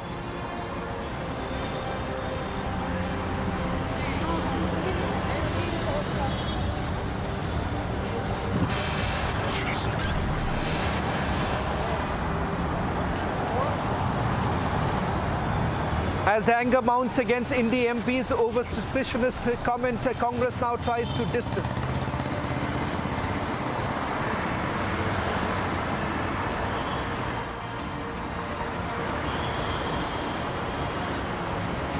Starting this edition with some big breaking news now coming in. Ladies and gentlemen, we're getting you full details of what is it that the Enforcement Directorate has found so far. Remember the searches that were carried out back in the month of May in 2023 at the residence of a man called Bhanu Pratap. He happens to be a revenue sub-inspector. It turns out that there was a direct link with Chief Minister Hemant Soren. Tonight, we take you through some of the details that we have accessed of the investigation that has been carried out. 11 trunks of land records have been accessed by Enforcement Directorate. They've all been taken into custody, and it turns out that from the arrest of Bhanu Pratap, the Enforcement Directorate has been able to link this illegal property to Hemant Soren, something that Hemant Soren just before his arrest actually indicated that these are false allegations that have been leveled. But the Enforcement Directorate has submitted before the court that they have been able to scrutinize electronic devices by which they have come to a conclusion that these are properties that have been linked to Hemant Soren in an illegal manner. Forgery, corrupt practices are some of the allegations that have been leveled against the former Chief Minister of Jharkhand, Hemant Soren. Let's first put out the first big breaking news now coming in. These are details that we're getting with regards to a link with Bhanu Pratap. Prasad is what we have been told, revenue sub-inspector who was involved in corrupt practices and forgery related to land records. Investigation has linked him to Hemant Soren. Prakash, the first big breaking news now coming in, putting into perspective the details of the investigation that has been carried out so far. They say that about 8.5 acre land is what they're terming as illegal, in possession of the revenue sub-inspector. The revenue sub-inspector was taking direct instructions from the Jharkhand Chief Minister. But in his message just before his arrest, Jharkhand Chief Minister had dubbed this as completely false. But having said that, now the Enforcement Directorate indicates that they have got 11 trunks of land records, which goes on to indicate that over a long period of time, the Jharkhand Chief Minister was basically carrying. Prakash, before I come to you, I'm being given to understand that Union Finance Minister is briefing.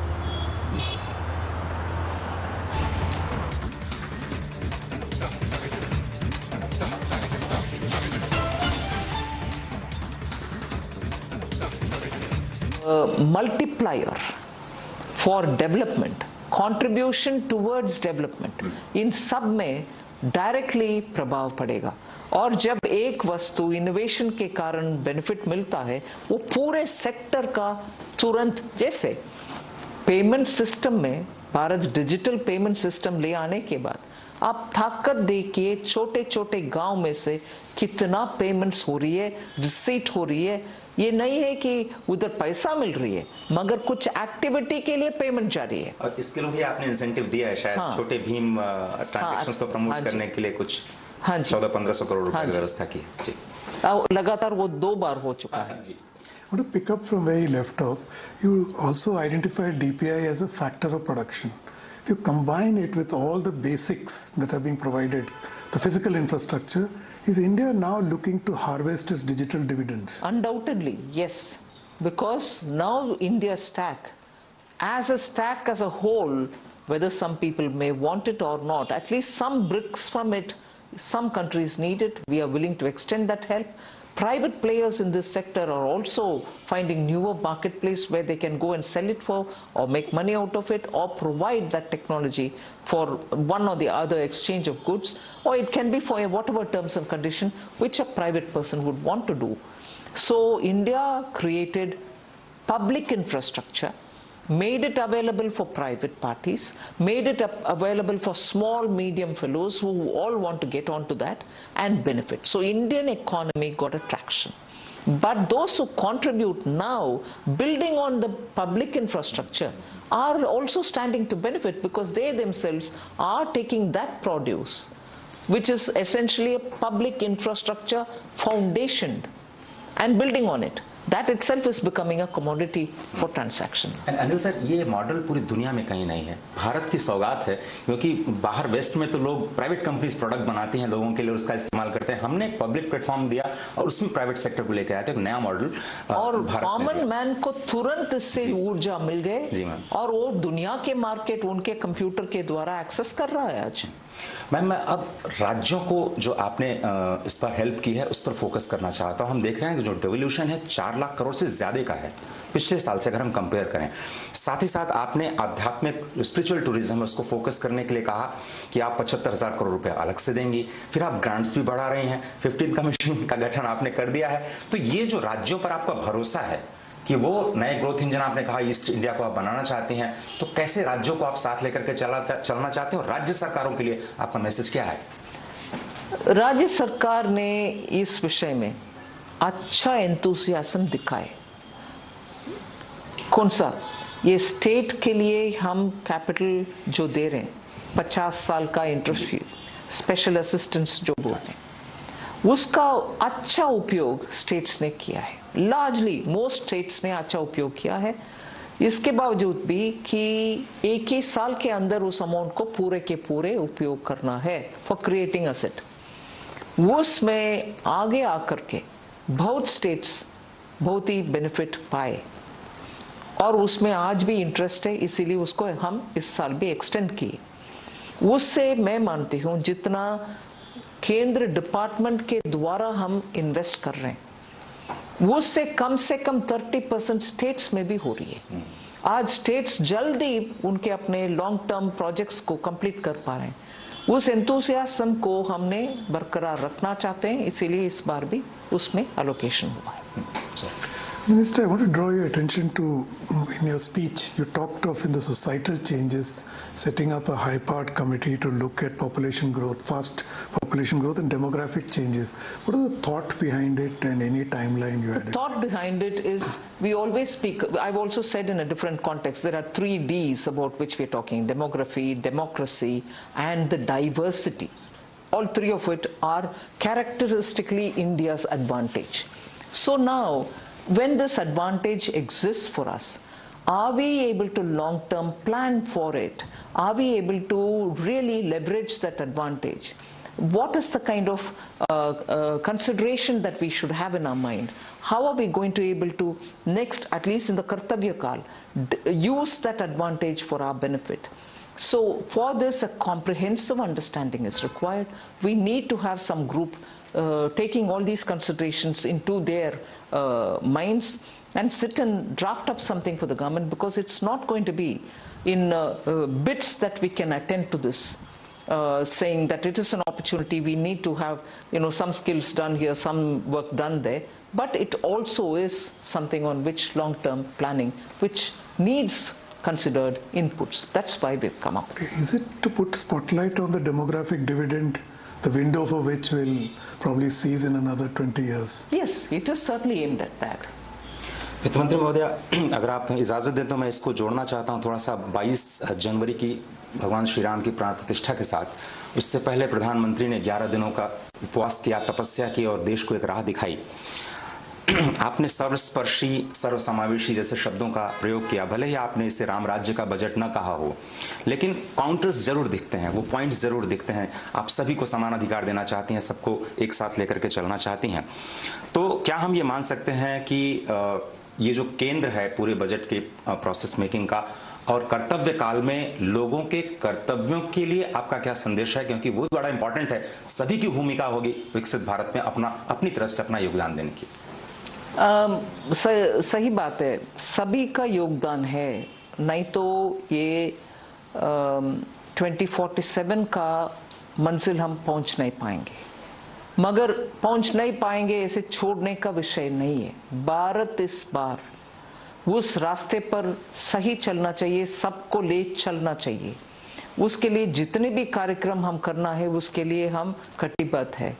ये सर्वव्यापी सर्वस्पर्शी BJP का भी party का एक ideology में एक ये भी है कि बीजेपी में कार्यकर्ता सबको ये मालूम है कि पार्टी सर्वव्यापी होना चाहिए, सर्वस्पर्शी होना चाहिए, और जो भी कार्यक्रम हम सरकार के द्वारा इसीलिए कर रहे हैं वो सर्वांगीण विकास के लिए काम करना चाहिए। ये हमारे मंत्र है, मूल मंत्र है, उसके लिए हम जरूर काम करेंगे।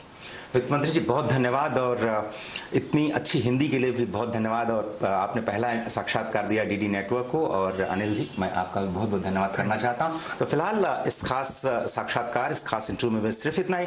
आपको ले चलते हैं वापस स्टूडियोज, जहां पर हम बजट के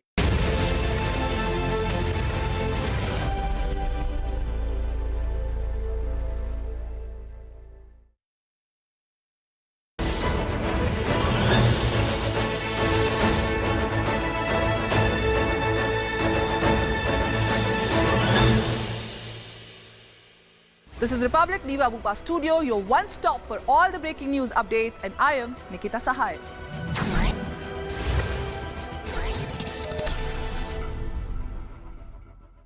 This is Republic Niva Bupa Studio, your one stop for all the breaking updates. I am Rakshita Mishra.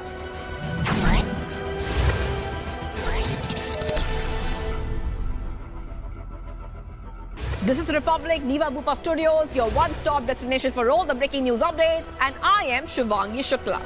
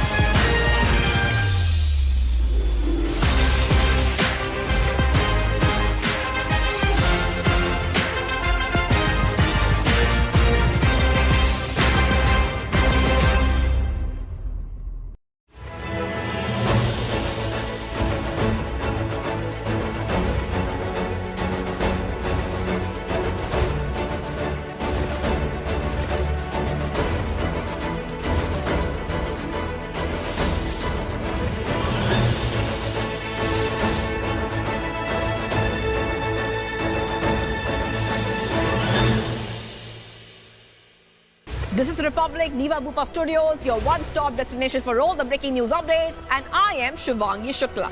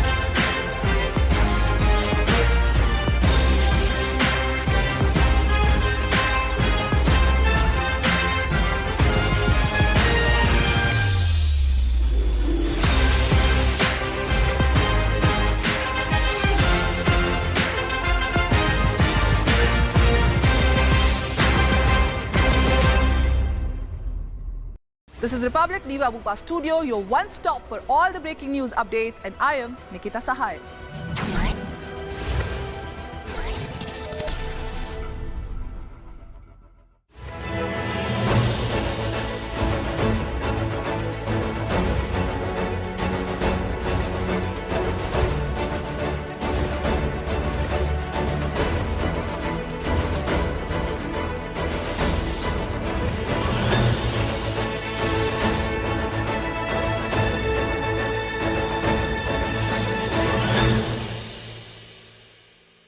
This is Republic Niva Bupa Studio, your one stop for all the breaking updates. I am Rakshita Mishra.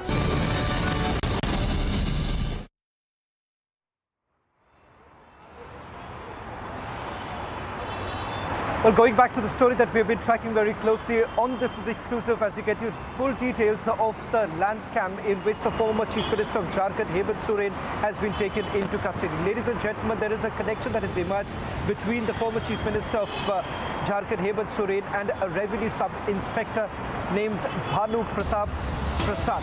In fact, it turns out that from the searches that were carried out by the Enforcement Directorate, 11 tons of land records were recovered. So much so, we are given to understand that they've been able to trace 8.5 acres, and also indicating that these are properties that have been linked to the Chief Minister, the former Chief Minister. And not just that, they also say that these properties were illegally taken over, the possession of which has been directly linked to the former Chief Minister of Jharkhand, Hemant Soren. Let me also quickly go across to my colleague and our senior editor, Prakash, who's getting us the more details. We'll try and see if we can connect with him. Before we do that, let's just quickly take you through the breaking that we're getting in details of... We're getting in more details of the investigation. We'll take some of the reactions that are now coming in. I'm given to understand an independent MLA, Saryu Rai, has now spoken. Let's play that out. ये विचित्र स्थिति है, एक तरह से गवर्नमेंटलेस से state हो गया है आज की डेट में। होता क्या है, कोई मुख्यमंत्री रिजाइन करता है तो नई व्यवस्था बनने तक उसको प्रभार दिया जाता है प्रभारी मुख्यमंत्री के रूप में। चूंकि ईडी ने उनको अरेस्ट किया, इनका इस्तीफा स्वीकार कर लिया राज्यपाल जी ने।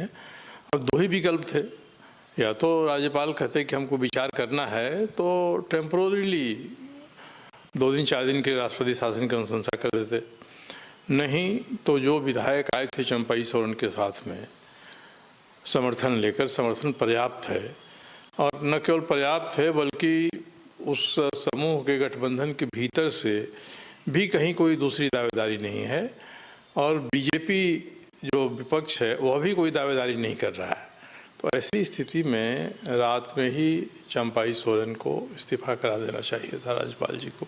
चंपाई सोरेन को शपथ करा देना, हाँ सॉरी, हाँ, तो रात में ही इस्तीफा होने के बाद और स्वीकार होने के बाद चंपाई सोरेन जी को मुख्यमंत्री पद का शपथ ग्रहण कराकर एक गवर्नमेंट बन जाती। अगर ऐसा नहीं करना था तो अनुशंसा करते कि हम विचार करेंगे, स्थिर सरकार कैसे बनेगी, 2-4 दिन 10 दिन 1 महीना के लिए राष्ट्रपति शासन लागू करा देते, विचार करते। आज तो स्थिति ये है कि कोई भी सरकार नहीं है, कोई मुख्यमंत्री भी नहीं है, राज्यपाल को ने भी अपने पास शक्ति नहीं लिया कि उनको शक्ति तो भारत की सरकार देगी उनको। तो विचित्र स्थिति है। मुझे लगता है कि अविलंब राज्यपाल महोदय को इसके बारे में सोच करके कोई ना कोई रास्ता निकालना चाहिए। मुझे तो लगता है कि बहुमत है, अगर गठबंधन को, जो यूपीए का गठबंधन है, तो उसको शपथ करा देना चाहिए। और चंपाई सोरेन जी ने ये भी कहा कि हम, अगर गवर्नर साहब आपकी इच्छा हो तो हम विधायकों की परेड करा देते हैं, लेकिन उन्होंने परेड से भी मना कर दिया शायद। तो ये तो विचित्र स्थिति उत्पन्न हो गई है। इसमें परेड की कोई जरूरत ही नहीं है। अगर 45 विधायकों ने लेकर समर्थन दिया है तो बहुत करेंगे तो उसका वेरिफिकेशन कर सकते हैं। कहीं से कोई विधायक ये नहीं कह रहा है कि हमने लेकर नहीं दिया है, न उस गठबंधन के भीतर से ही कोई दूसरी आवाज़ आ रही है कि नहीं चंपाई सोरेन को हम नहीं मानते हैं, हम इनके बदले में ज़्यादा विधायक लगता आपके पास आएंगे। तीसरा था कि जो विपक्ष है वह विपक्ष कहता कि नहीं हम वैकल्पिक सरकार बनाने के लिए तैयार हैं, तब राज्यपाल जी को कुछ भी विचार करने की गुंजाइश थी। आज कोई गुंजाइश नहीं है। इसलिए आपको क्या लगता है, ये तोड़फोड़ की राजनीति की कोशिश हो रही है? नहीं, ये मैं कह नहीं सकता हूँ, मगर ऐसी कोशिश होनी नहीं चाहिए। कोई भी चीज़ शोभा देती है जब लुके छिपे हो। अब खुलकर नंगा होकर कोई करेगा, बहुमत होने के बाद भी स्वीकार नहीं करेंगे, ये संसदीय लोकतंत्र के लिए अच्छी प्रवृत्ति नहीं है। मैं तो हेमंत सोरेन जी के सरकार का आलोचक हो गया था बाद में, और मेरा कोई संबंध कांग्रेस और जेएमएम के गठबंधन के लोगों से नहीं है, वो भी जानते हैं। तो ऐसी स्थिति में मैं तो निष्पक्ष बात यही कह रहा हूँ कि संसदीय लोकतंत्र की जो संवैधानिक व्यवस्था है उसके अनुरूप आचरण होगा तो इस राज्य के लिए भी बेहतर होगा और राज्य की और देश की राजनीति के लिए भी बेहतर होगा। Well, there is a massive pot boiler brewing in the state of Jharkhand with the government yet to be formed. At the same time, the investigation has also gained momentum. We give it to understand the Enforcement Directorate in the court today has submitted a few documents with regards to the investigation that has been carried out. We've got access to some of the details of the fresh land scam in which Hemant Soren has now been booked. And the link is emerging from the first case that was registered by the Enforcement Directorate with regards to Jagatbandhu Tree Estate. From thereafter, we've been told that this is another case in which Hemant Soren has now been booked. His direct link with the Revenue Sub-Inspector, with the help of whom 8.5 acres was taken over. The possession of this, the land that was taken over by the Revenue Sub-Inspector, and it was diverted to private persons, people who are considered to be close aides of the former Chief Minister of Jharkhand. In fact, digital evidence that has been gathered by the Enforcement Directorate indicates that records of at least 12 properties have been listed by the Enforcement Directorate in the documents provided before the court, and they have essentially indicated that this has been linked to the Chief Minister, taken over in an illegal manner. That's all that we can pack in this edition of This Is Exclusive. On the other side, news and updates continue.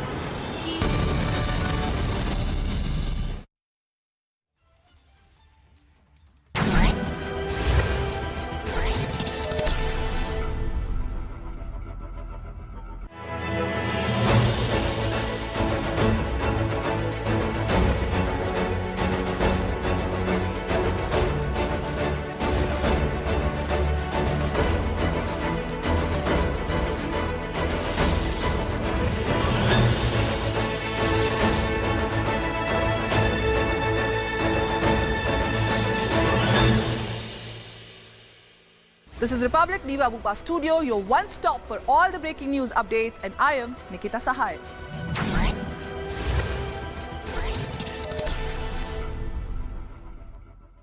This is Republic Niva Bupa Studio, your one-stop for all the breaking updates. I am Rakshita Mishra.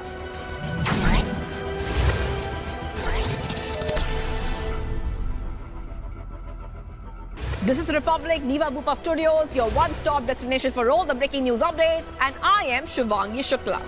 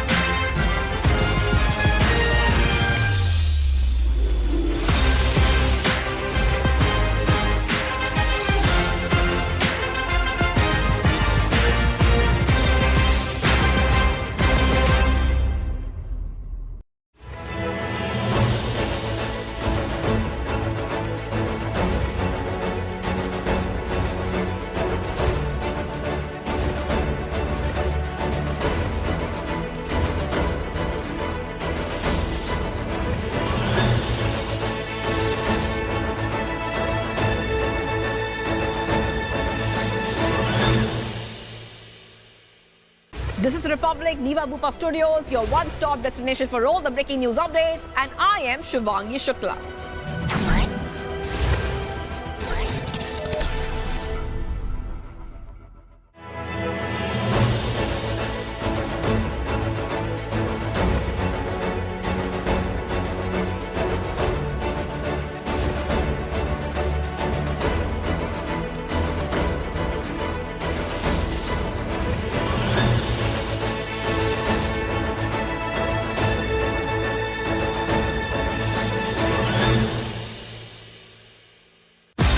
This is Republic Niva Bupa Studio, your one-stop for all the breaking news updates, and I am Nikita Sahai.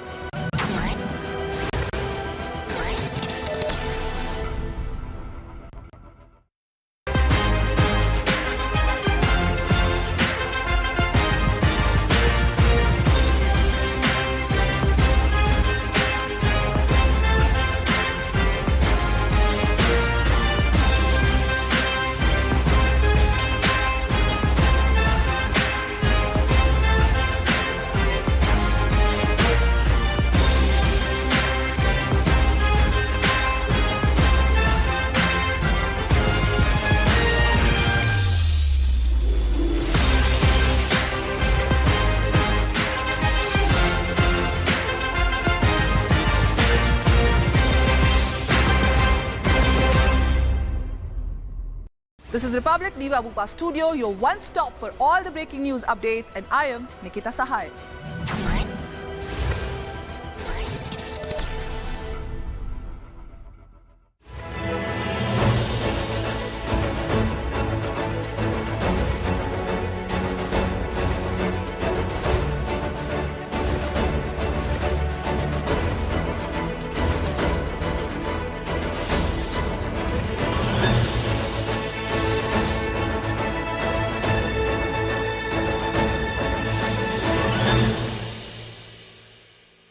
This is Republic Niva Bupa Studio, your one-stop for all the breaking updates. I am Rakshita Mishra.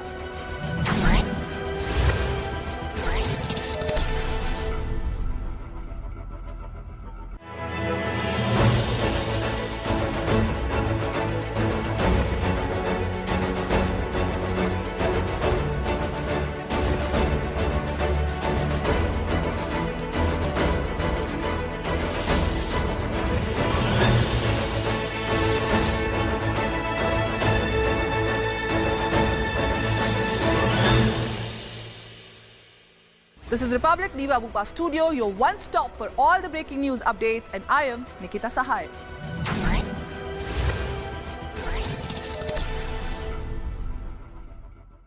This is Republic Niva Bupa Studio, your one-stop for all the breaking updates. I am Rakshita Mishra.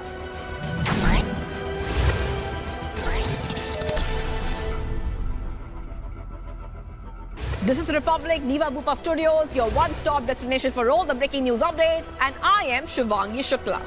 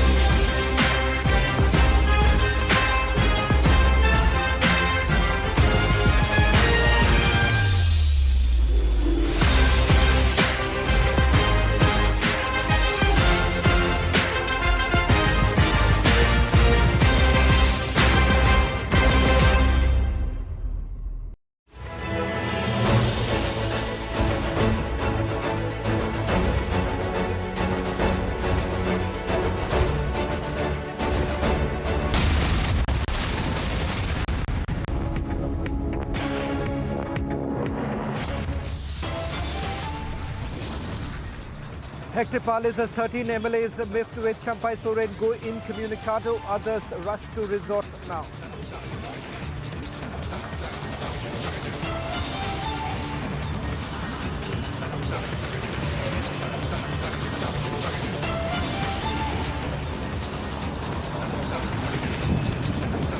Champai Soren set to meet Jharkhand governor shortly, likely to stake claim a day after Soren's arrest.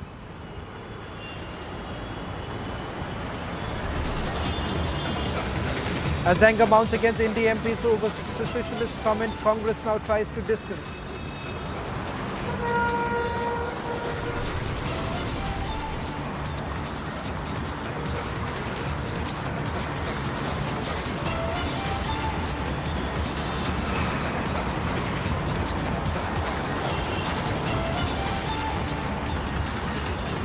After a wait of nearly 31 years, Puja performed at Gyanvapi complex in Varanasi. Nirmala ji का ये budget देश के भविष्य के निर्माण का budget है। मैं एक बार फिर सभी देशवासियों को इस ऐतिहासिक बजट के लिए शुभकामनाएं देता हूं।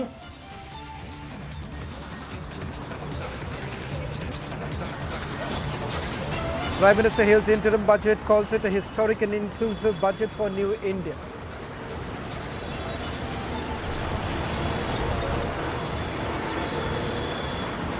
No changes in taxation or tax rates, but filing of tax returns to be made easier.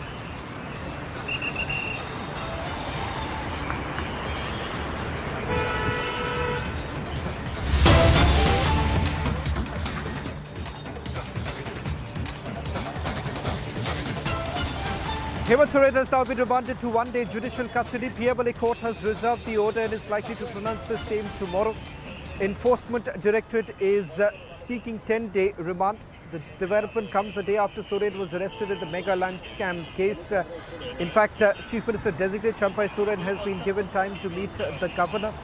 In fact, this after a decision hasn't been taken by the governor, inviting Champai Soren to take over. We'll try and go across to my colleague Prakash, who's getting us the latest details. Prakash, uncertainty still looms large. You've spoken to the independent MLAs. There were some reports essentially suggesting that perhaps some of the MLAs have gone incommunicado.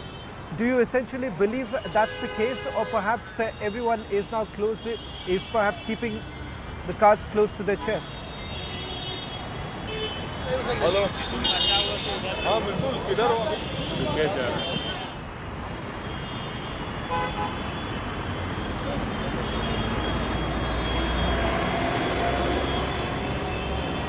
We'll try and connect with Prakash in a short while from now. In fact, Prakash has also spoken to an independent MLA a short while ago. A lot of questions essentially being raised about the manner in which the governor has essentially acted, with Champai Soren essentially indicating that he has got the support of over 43 MLAs, despite that the government hasn't been formed as yet. Some within the Mahagathbandhan is indicating that this is being unnecessarily dragged by the governor. Having said that, also an offer was made by Champai Soren that he's willing to parade all the legislators, something that has been disregarded by the governor at this point in time. Having said that, we'll try and go across to my colleague, Senior Editor Prakash, who's been tracking all the details very closely. In fact, we are given to understand that the former Chief Minister Hemant Soren has now been sent to one-day judicial custody. His remand would be heard by the PMLA court sometime tomorrow. Let's first focus on the politics of this entire matter.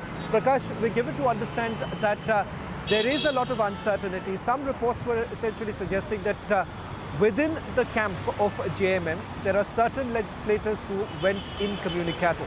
Is that true, or is this yet another, perhaps, rumours that have been floated by the Bharatiya Janata Party?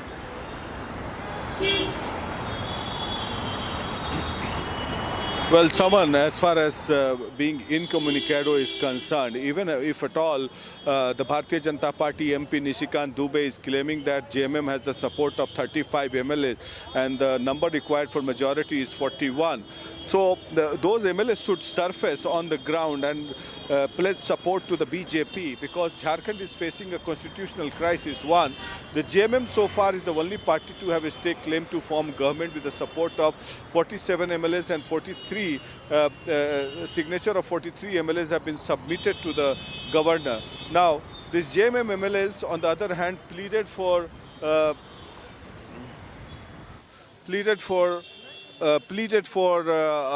parade of the MLAs, which was denied by the governor. Second, the BJP has also not yet staked claim with the support of MLAs, number of MLAs, that is 40. So Jharkhand as of now is headless. It doesn't have a government. Neither there is a president rule imposed. So the problem is, it is a violation of the Constitution of India. At least you should have somebody responsible within the constitutional framework to administer and govern the state. There are two people in different circumstances who can govern the state. One is the chief minister, second is the governor in case a president rule is imposed. So now, these are three options. Either the JMM forms the government, second the BJP forms the government, or either there is a president rule. Now we can see all of a sudden vehicles embarking out of the circuit house where the MLAs have been staying here for a long time. And I believe some of the MLAs have gone from this place till the moment we were at the Raj Bhavan, just to get a clear picture. We have come back here only to understand if these MLAs, some of the MLAs have gone to different state, because the JMM feels that there would be horse trading. Some of the MLAs who they claim, the BJP claims that they are missing, might be might be under some sort of pressure. So you never know, because it's a small state and fragmented state. But it's a small state, and few MLAs here and there can form the government with the support of the largest party. So the problem is, what is the role of the governor here? The governor can only have three options. Either the JMM forms the government, either the BJP forms the government if they have the support, either he imposes a precedent rule. So at the moment, around 22 to 24 hours have passed, and Jharkhand remains a headless government, with the governor exercising his constitutional authority without any official sanction. Because for the precedent rule, the governor has to recommend to the central government, and then in the cabinet meeting it is ratified by the union cabinet and the precedent rule is imposed. But that has not happened in the event of Hemant Soren resigning from the chief minister's post, and he's been arrested. So he's not even a caretaker chief minister. Hemant Soren is in jail now. So it's a sort of constitutional crisis and a constitutional dilemma for all the people of Jharkhand. One wonders what is the governor up to. He has said, he's told the JMM MLAs that to wait till tomorrow. So one wonders what is he up to? Is he promoting horse trading? That is the question. So all eyes on the governor, and the governor of Jharkhand is under scanner and under question.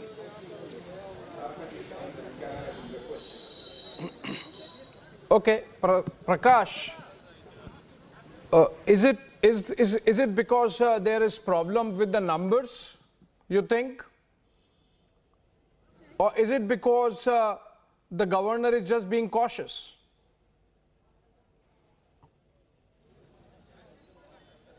Abhishek, both of us have covered politics well enough to understand this kind of situation.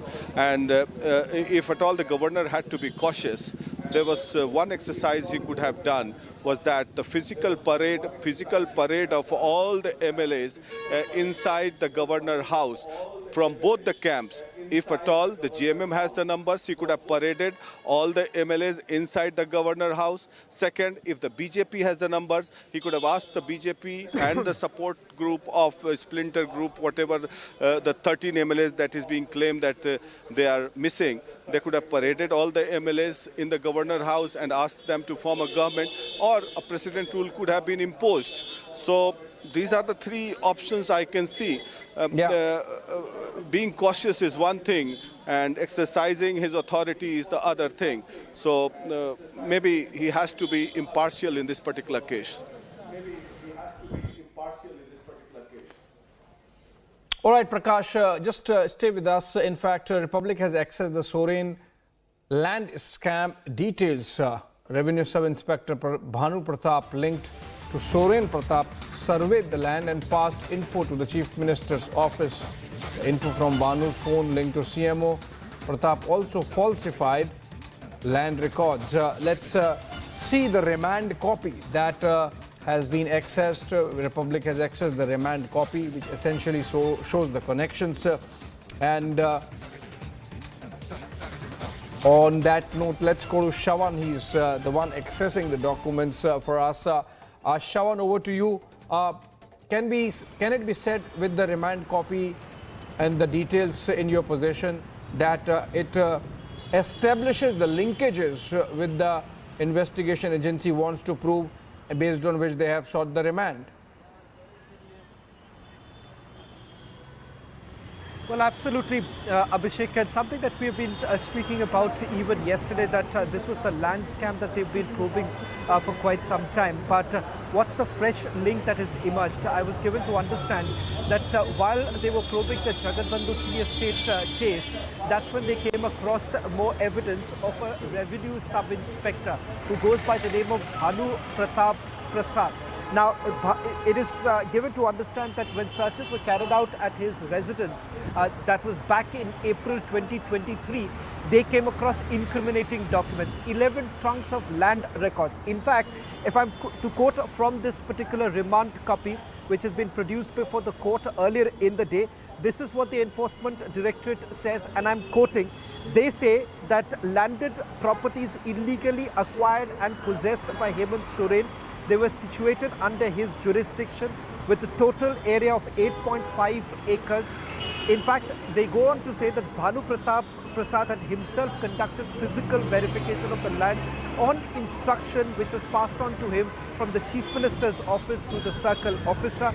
In fact, they have also recovered a certain handwritten notes which have also been produced before the court, and once again quoting from the remand copy, they say the images of the handwritten notes in respect of the properties recovered from the mobile of Bhanu Pratap Prasad, and further investigation establishes the possession of Hemant Soren, and also the fact that there was an attempt to falsify the records on that register so that the property can be entered in the name of Hemant Soren, which was foiled by timely action of the Enforcement Directorate. They made a sensational allegation against Hemant Soren, and the Enforcement Directorate says, and I'm quoting once again, that Hemant Soren has been directly indulged in the process connected with acquisition, possession and the use of proceeds of crime. Hemant Soren is knowingly a party with Bhanu Pratap Prasad in the activities connected with the concealment of the original records for projecting the property acquired by him in an illegal manner as an untainted property. Remember, this is something that has been refuted by Hemant Soren in a recorded message just before he was arrested. In fact, we're given to understand that that message was recorded when the questioning, he was actually given a break, and he has recorded that statement in which he's essentially indicated that there is no link that he has with Prem Prakash or, for that matter, Bhanu Pratap Prasad. And it turns out that this is not just the only scam in which Hemant Soren has been named. There is a possibility that in the days to come, the Enforcement Directorate is also going to bring up the other land scam. But right now, the remand has been sought on this particular case that has been probed since 2023.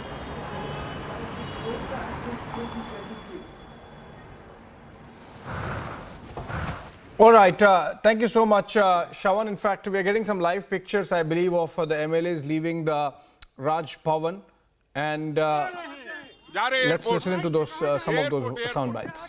Airport से तय करिए कहाँ जाना है, बिल्कुल जहाँ आप चाहेंगे वहीं जाएंगे। राजपाल की क्या मंशा है? राजपाल की मंशा देखते हुए हम लोग जा रहे हैं। हम लोग को कर क्या सकते हैं, क्या कर सकते हैं? महामहिम राज्यपाल जी जब बुलाएंगे तब जाएंगे। हमने कोशिश किया था कि हम लोग रहें। There you have, he was State Congress President Rajesh.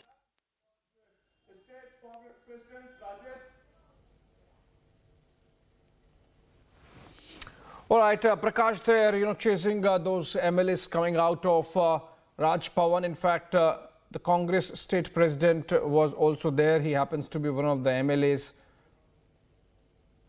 And we are going to continue to stay with the pictures. I believe Prakash is still trying to speak to some of them. All right, we'll stay with these pictures and, in fact, take a short break and come back to the same story.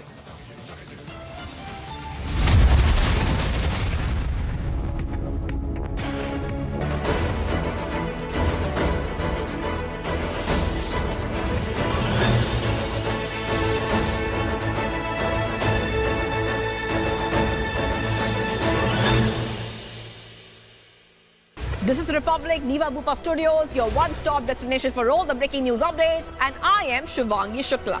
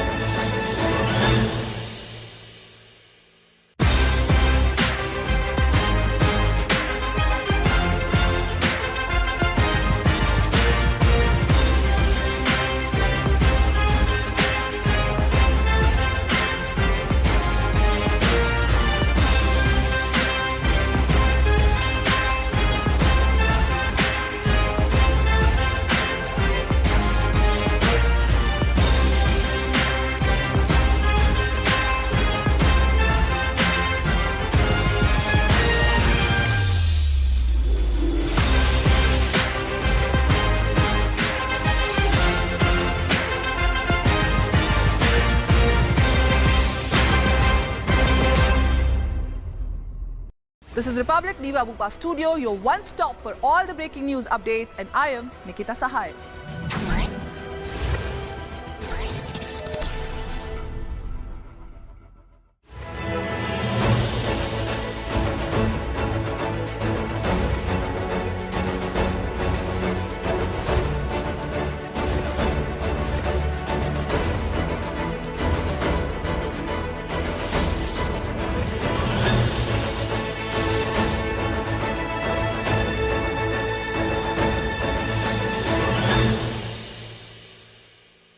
This is Republic Niva Bupa Studio, your one-stop for all the breaking updates. I am Rakshita Mishra.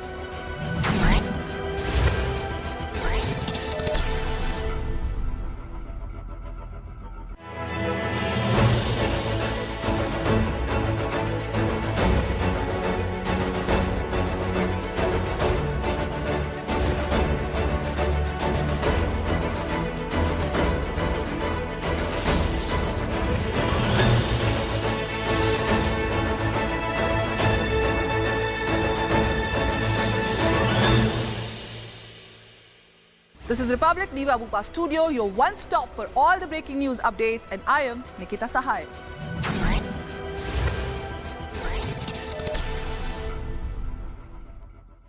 This is Republic Niva Bupa Studio, your one-stop for all the breaking updates. I am Rakshita Mishra.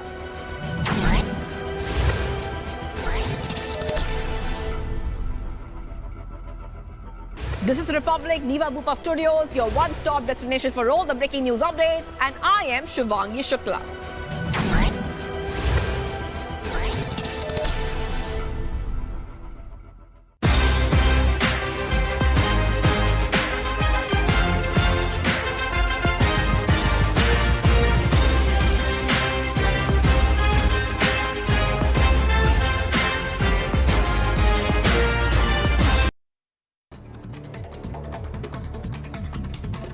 Congress ही नहीं, कई सारे ऐसे MLAs हैं जो soft target हो सकते हैं इस, क्योंकि अगर गवर्नर साहब रात को फैसला ले लिए होते, नए मुख्यमंत्री को ओथ दिला लेते, फ्लोर टेस्ट करा लेते, तो फिर ये चीज़ करने की जरूरत नहीं थी। जैसे उनकी नीयत हमको महसूस हुई, वैसे हम लोगों ने भी अपना सेफ्टी साइड लिया है। हमने अपने एमएलएज को हम ओपन ना रखें।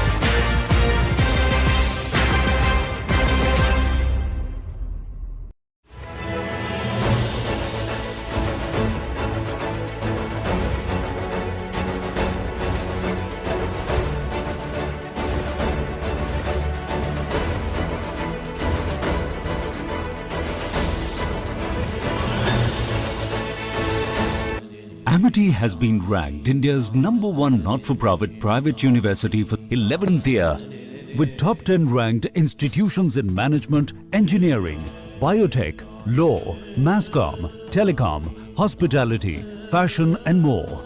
Yet another top ranking for Amity University.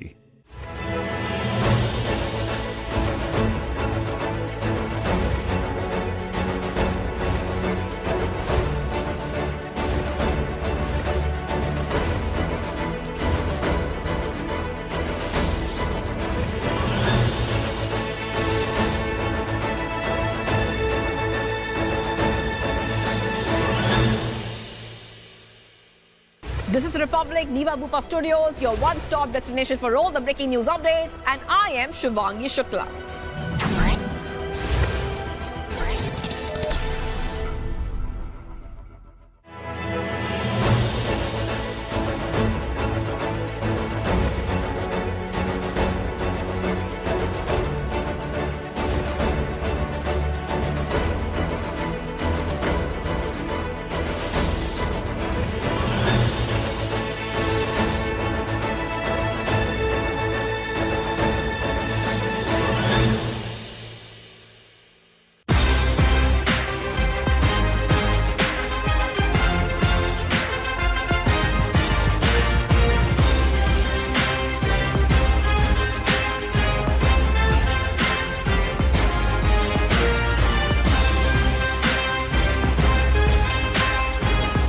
QS and THE, the world's foremost university rankings organizations, have ranked Amity amongst the top 3% universities globally, making it among the very few Indian universities to be included in both rankings. Yet another top ranking for Amity University. This is Republic Niva Bupa Studio, your one stop for all the breaking news updates, and I am Nikita Sahai.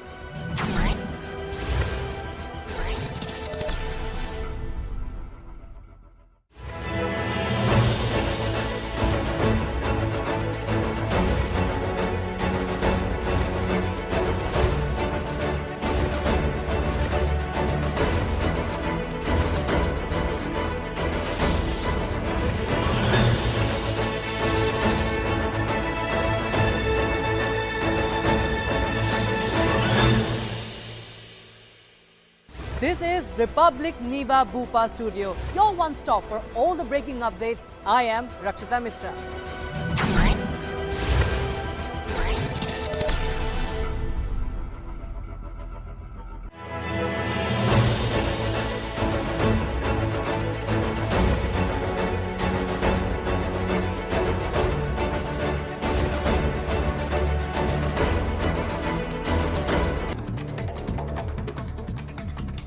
ये विचित्र स्थिति है।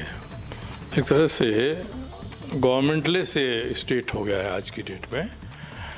होता क्या ही, कोई मुख्यमंत्री resign करता है तो नई व्यवस्था बनने तक उसको प्रभार दिया जाता है प्रभारी मुख्यमंत्री के रूप में। चूँकि ईडी ने उनको अरेस्ट किया, इनका इस्तीफा स्वीकार कर लिया राज्यपाल जी ने। अब दो ही विकल्प थे, या तो राज्यपाल कहते कि हमको विचार करना है तो टेम्पोररीली 2 दिन 4 दिन के राष्ट्रपति शासन की अनुशंसा करें।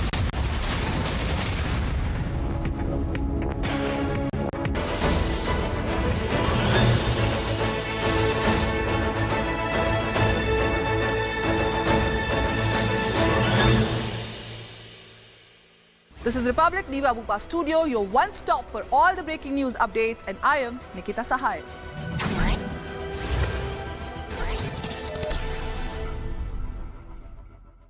This is Republic Niva Bupa Studio, your one stop for all the breaking updates. I am Rakshita Mishra.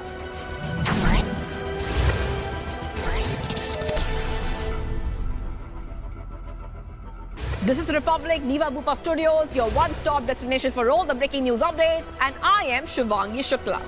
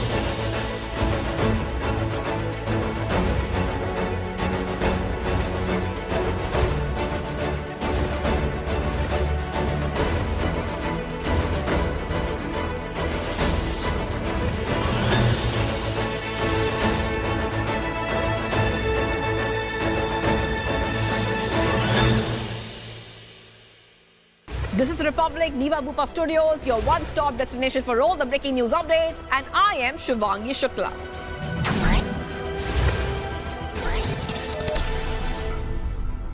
QS and THE, the world's foremost university rankings organizations, have ranked Amity amongst the top 3% universities globally, making it among the very few Indian universities to be included in both rankings.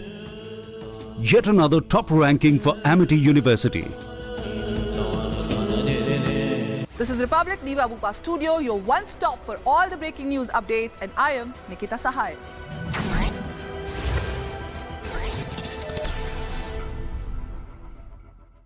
This is Republic Niva Bupa Studio, your one stop for all the breaking updates. I am Rakshita Mishra.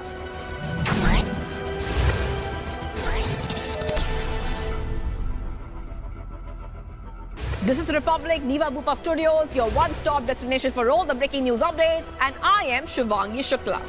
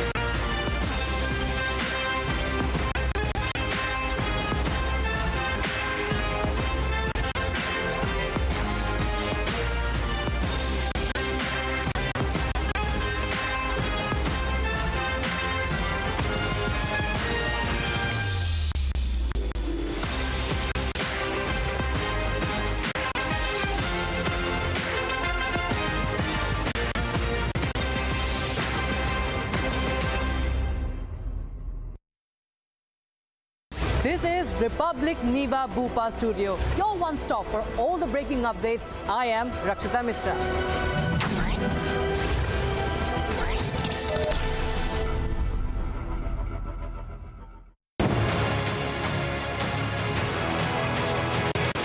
Biggest story tonight, powered by Century Club Prime.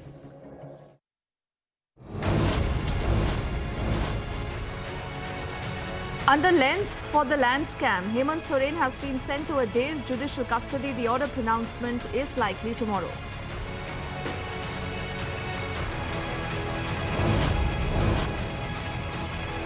Soren's aide Champai Soren to take over as the next chief minister. He meets with the governor along with the party MLAs, but he says the governor till yet has not invited him to stake claim.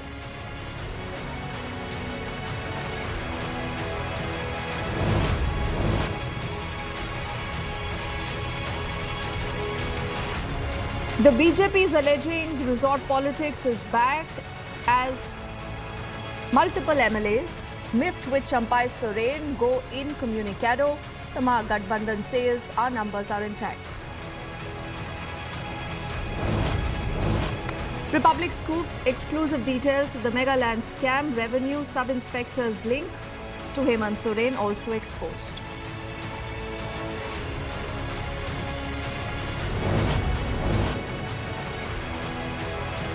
As anger mounts against Congress MPs over secessionist comment, the party now tries to distance.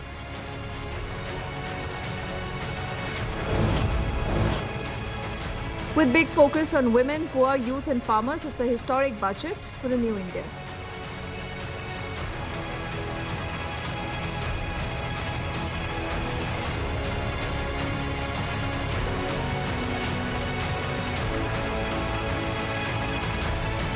A very good evening. You're watching Republic and I'm Deepthi Sachdeva. Let's begin with our focus on what's been happening in the state of Jharkhand.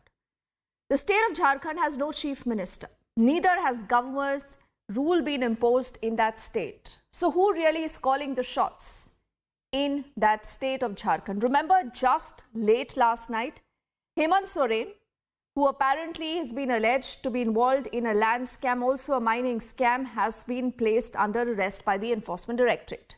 But ever since then, when you had him tendering the resignation, then the JMM Legislative Party and the entire Mahagathbandhan picked Champai Soren as their chief ministerial nominee, and they presented those numbers to the Raj Bhavan. Till now, the Raj Bhavan has only said that he's studying these numbers, he's studying the legalities, and it's only at the end of which he will respond. And till then, no one knows who's calling the shots in the state. On your screens are more details of the land scam, the alleged land scam, which has close links to Hemant Soren. This is what agencies believe. Now, even as all this is going on parallelly, where there is a legal process right now in place to ensure that the guilty is booked as far as this scam is concerned, why is the governor taking so long? And who really is responsible for what many are saying is a constitutional crisis right now in the state? We will try to get across Prakash, who's been reporting on that story, and he's going to join us live in just a moment. But let me also get you more details of this mega land scam, the details that have been accessed by Republic. Now, this is what the ED remand copy alleges. It says that the revenue sub-inspector was linked to Soren and he surveyed the land, passed information to the then Chief Minister's office. This information recovered from his phone has confirmed the same. Let's also play out reactions we've heard so far from a lot of these MLAs who've been a part of the government right now on what they allege and what has happened so far.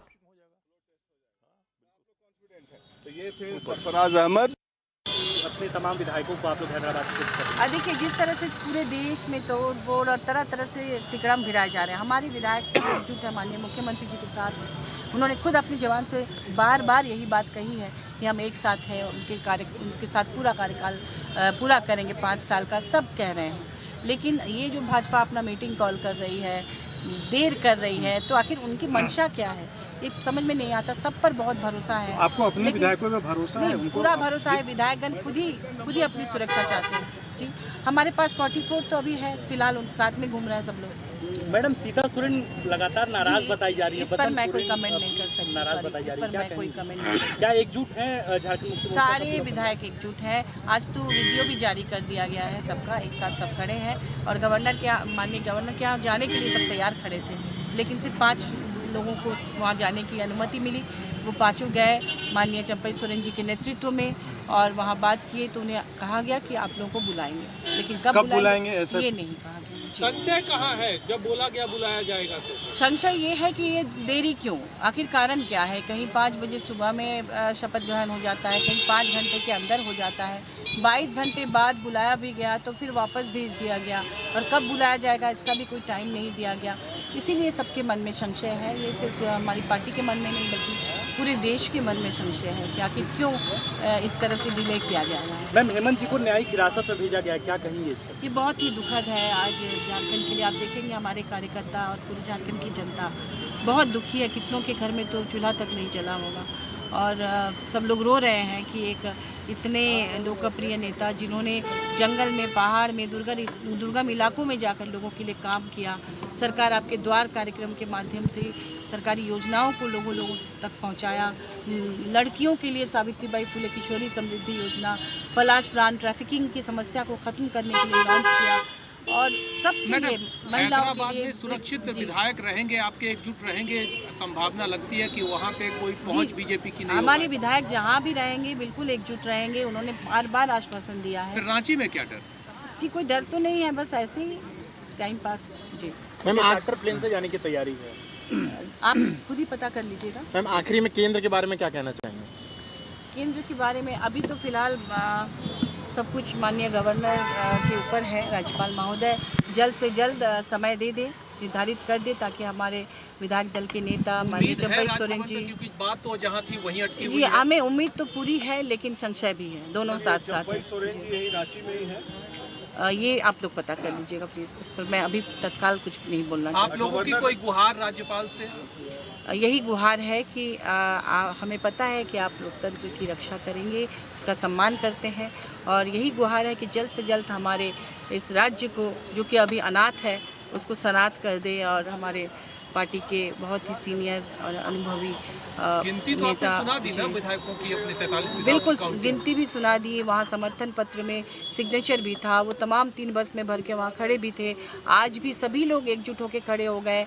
सबकी photo शाम को अभी कुछ देर पहले ही उसको भी जारी कर दिया गया, गवर्नर हाउस जाने के पहले ही उस फोटो को भी जारी कर दिया। गिनती क्यों? परेड भी तो करा सकते थे, शरीर उपस्थित हो सकते थे सभी विधायक, वीडियो क्यों नहीं जाना पड़ा गिनती? इसकी वजह ये है कि गवर्नर हाउस में अंदर जाने का परमिशन नहीं था। कल तमाम विधायक अंदर चले गए थे तो उन्हें बहुत ही इंसल्ट करके गवर्नर हाउस से एक तरह से उनके जो वहाँ अधिकारी लोग थे, उन्होंने वो उतर भी गए थे कुछ विधायक, गवर्नर हाउस में प्रवेश करने के लिए। अंदर जाने की अनुमति गलती से शायद गार्ड ने दे दी थी, वो बाहर बस में खड़े थे, उसके बाद अंदर गए और वहाँ तत्काल उन्हें बस में वापस बैठा के उन्हें वापस कर दिया गया। इसलिए आज राज्यपाल ने गृह मंत्रालय को भी उनकी क्या मंशा है इसी पर तो शक है, इसीलिए तमाम विधायक एकजुट है और हम लोग चाहते हैं कि जल्द से जल्द यहाँ सरकार बने, क्योंकि लोकतंत्र यही कहता है कि जो पहले दावा ठोकता है, जिनके पास तमाम विधायक हैं, उनको तो सरकार बनाने ही देना है। इसके बाद ये देरी क्यों? राष्ट्रपति शासन का डर है? ये तो मैं नहीं बोल सकती, नहीं होना चाहिए राष्ट्रपति शासन। Thank you ma'am, thank you so much.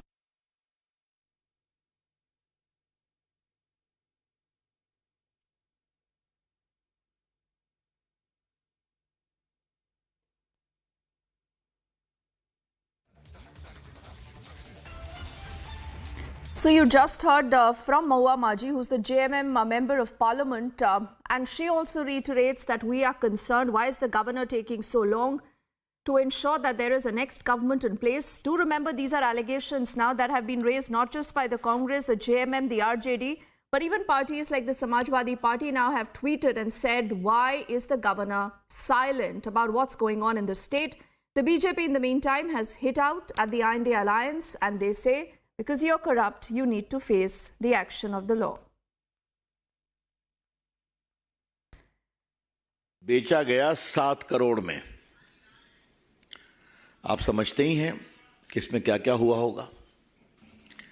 एक तो जब ईडी इसकी जांच करने लगी तो मालूम हुआ कि रांची में एक बड़ा गैंग ऑपरेट करता है जो फेक डॉक्यूमेंट बना करके जमीन को अपने कब्जे में लेते हैं और उसको बेचते हैं। और उसमें कई आईएएस ऑफिसर सहयोग करते थे, जिसमें एक श्रीमान छवि अग्रवाल भी थे, छवि रंजन, जो डिस्ट्रिक्ट मजिस्ट्रेट ऑफ रांची थे इनकी सरकार में। और दूसरे आईएएस ऑफिसर अमित अग्रवाल थे, विष्णु अग्रवाल थे। और आपने सुना होगा एक पूजा सिंगल, जिनके घर से 19 करोड़ मिला था, वो सीनियर माइनिंग सेक्रेटरी, वो भी जेल गई थी। तो इन सबों को इनका प्रोटेक्शन रहता था। और एक कमाल के मुख्यमंत्री हमने देखा कि इन्होंने अपनी पत्नी के नाम से 11 एकड़ जमीन दी है उनके कंपनी के लिए। तो ये सब एंटी डेटेड जो रजिस्टर्ड डॉक्यूमेंट हुए, कई कलकत्ता में हुए, तो इसकी जांच चल रही है। तो आप आदिवासी समाज से आते हैं तो आपका काम यही है क्या कि अपने नीचे जमीन स्कैम को प्रोत्साहित करना, रांची के अंदर, और सेना की जमीन जिसे कोई छूता नहीं है? ये बड़े सवाल है। दूसरा, मैं फिर कहूंगा, अभी तो इसी में इनका रिमांड हुआ है, लेकिन जो माइनिंग स्कैम है, आज जब मैं आपसे बात कर रहा हूं तो ये बताना जरूरी है कि साहबगंज इलाके में ईडी ने जॉइंट इंस्पेक्शन किया था।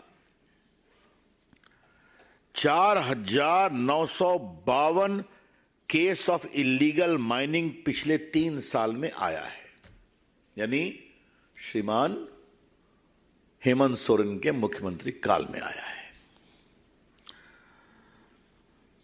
और आप जान लीजिए 23.26 crore cubic feet of illegal mining हुआ है। 23.26 करोड़ कितने राशि का? 1,250 करोड़ का। मतलब ना कोई परमिशन है, ना कोई पट्टा है, किए जाओ। और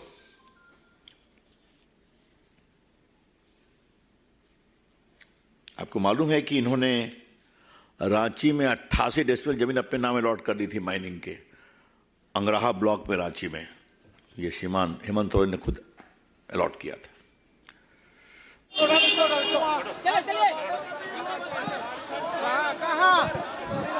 झारखंड MLAs, छोड़ो। There we see, ये देखिए, ये बस है जिसमें झारखंड के विधायक, तमाम विधायक ये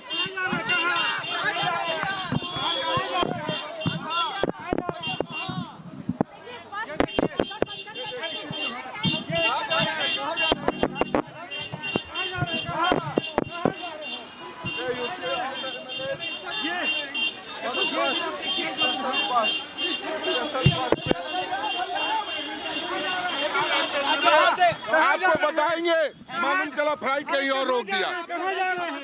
जा रहे एयरपोर्ट, एयरपोर्ट एयरपोर्ट से तय करेंगे कहाँ जाना है। बिल्कुल जहाँ आप चाहेंगे वहीं जाएंगे। तो ये क्या राज्यपाल की क्या मंशा है? राज्यपाल की मंशा देखते हुए हम लोग जा रहे हैं। हम लोग को कर क्या सकते हैं, क्या कर सकते हैं। महामहिम राज्यपाल जी जब बुलाएंगे तब जाएंगे। हमने कोशिश किया था कि हम लोग रहें। राज्यपाल के बाहर आप देख रहे हैं, वहाँ लोगों के सिग्नेचर किए हुए देख रहे हैं। यहाँ पे आप देख रहे हैं वीडियो कॉल, सारे लोग हैं, सारे लोग उपस्थित हैं। तो जो लोगों ने लिख के दिया है वो सारी चीजें हैं। और हमने कहा है कि इसके अलावा और किसी ने कोई पेश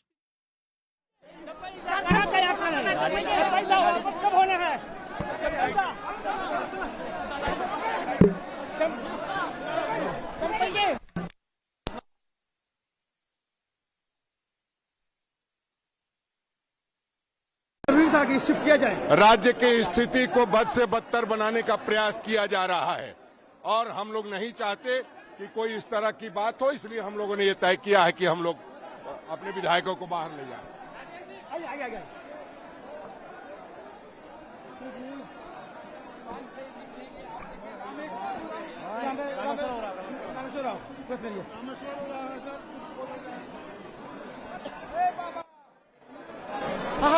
लगा ले।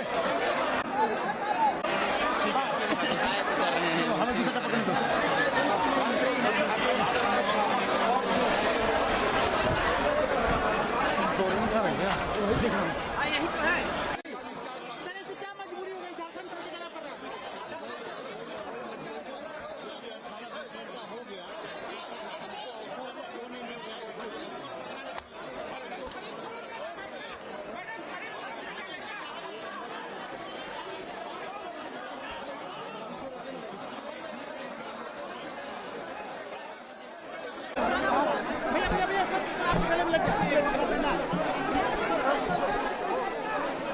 अब भैया आप मिल लिया ना साइड हो जाएगा।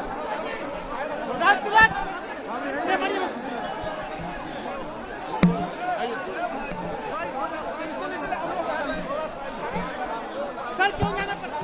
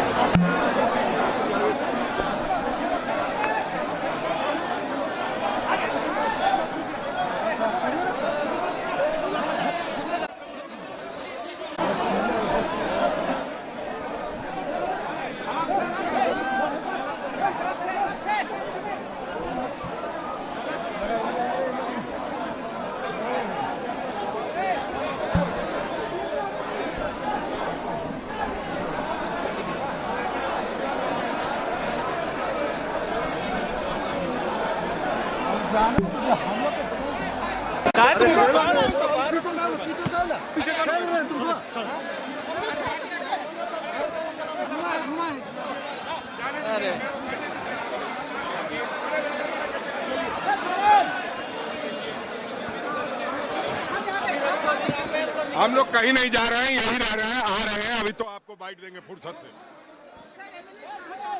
वो अभी तय नहीं है। जहां का मौसम साफ होगा वहां जाएंगे।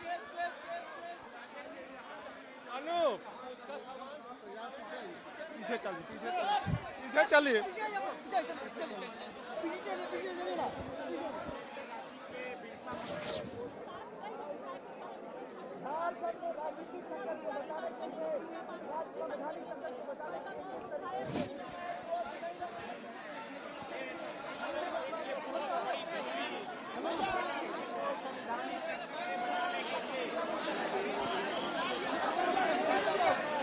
सर पक्की खबर है। पक्की खबर है।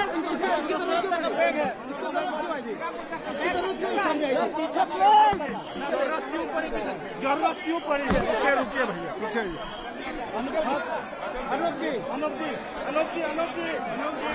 सर पीछे प्लीज।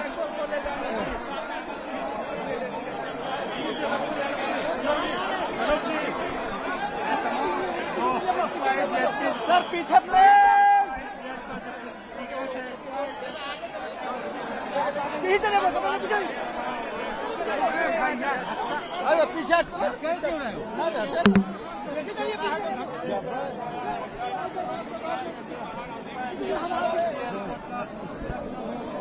भाई क्या कर रहे हैं?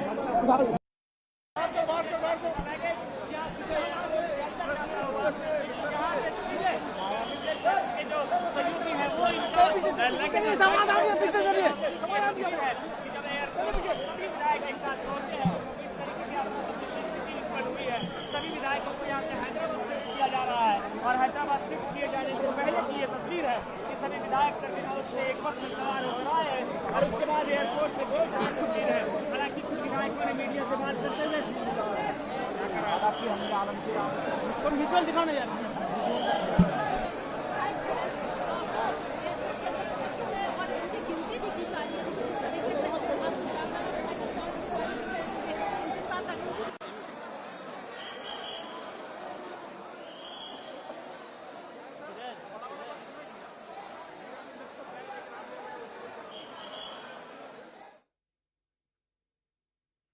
So for the last few minutes, you've been looking at these images on your screens.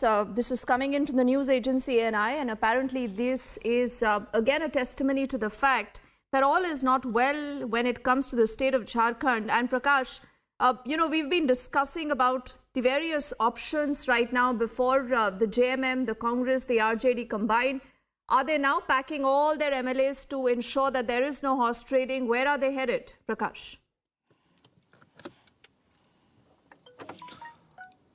They are headed to Hyderabad, I believe, and we've been told in the afternoon itself that three chartered flights had arrived at the Ranchi airport, and we were expecting this if the governor does not give any time to the JMM leader, Champai Soren, to be sworn in as the Chief Minister of Jharkhand, then they will take this decision. And they've all had their bags packed, and I was running behind the bus, and I was speaking to all the MLAs who were present there, and also I managed to speak to Rajesh Thakur, the Congress president, who was also on a moving bus, saying that we are all going to South Hyderabad, and because in Telangana the Congress has the government, in Karnataka the Congress has the government, so the MLAs, the Congress and the JMM MLAs can be safe there, and no poaching can be done. And I was speaking to a few MLAs, Binod Singh as well as Sarfaraj Ahmad. They claimed that we have shown the videos of all the MLAs, 43 MLAs, to the governor. Despite that, he has not invited us to form the government. And also we requested for a parade of the MLAs, but that is also not being done. So we have no choice but to leave this state, because we fear that they would promote horse trading. Second is that 5 MLAs led by Champai Soren, Binod Singh, Pradeep Yadav, Alamgir Alam of the Congress party, they've all stayed put in Ranchi, so that if any confirmation comes from the governor house, then Champai Soren could be sworn in as the Chief Minister of the Jharkhand, and later on the MLAs can fly back from Hyderabad. So this is the plan of action. We'll wait and watch what the governor does till tomorrow. He has said that tomorrow the MLAs will be, the leader of the JMM will be informed about the decision. But the JMM claims, we have heard Mahua Manji saying that they have the support of MLAs, majority MLAs. The BJP still has not yet staked claim to form the government. So one wonders, the bone of contention is only, Deepthi, when two groups simultaneously stake claim to form the government. Here in Jharkhand, only one party, that is the JMM and the UP alliance, have a stake claim to form the government. The BJP has not yet come into the picture. Only Nishikant Dubey is alleging that the JMM has the support of only 35 MLAs, so it's a minority government. So, but the BJP will also have to come up with the picture. And if at all, in the case of two parties staking claim to form the government, it is up to the discretion of the governor keeping in mind the physical presence of the MLAs to invite that particular group to form the government. And second, if at all he has invited any formation to form the government, then there is a floor test. There is an option of floor test. So that option should not be shut. And third option is, of course, the president's rule. If at all the governor has given a report to the president of Union Home Ministry regarding the prevailing situation in the state, be it corruption, be it lawlessness in the state, on the basis of which president rule is imposed in the state, then the president rule can also be imposed. But around 24 hours have passed and Jharkhand is without a chief minister. One wonders about the reason. The constitutional expert can only explain about this. But having covered politics for a long time now, we understand the dynamics behind all this dilly-dallying, and I can simply put it in plain and simple words that it is a promotion of horse trading at the behest of the governor C.P. Radhakrishnan.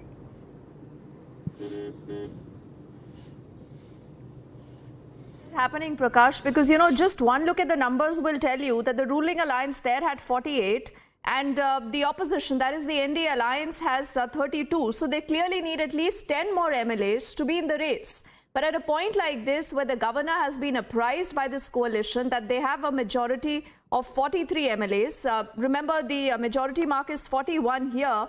Why has the governor largely been silent? What is he wanting to study? The coalition here believes, like Prakash said, that this could just be the beginning of horse trading. We are tracking that story closely. Prakash right now is, remember, en route to the airport, and we are learning that all these MLAs, we do not know still about a certain number, like what is the number of these MLAs who are en route right now, perhaps to Hyderabad or perhaps to Karnataka. And the idea is to ensure that they are able to save their MLAs, the flock of 43. This is the JMM, the RJD, the Congress and others combined. We'll keep you ahead on that big story. We'll thank Prakash also, who's been getting us all the latest. It's time for us to head into a quick break. On the other side, back with lots more.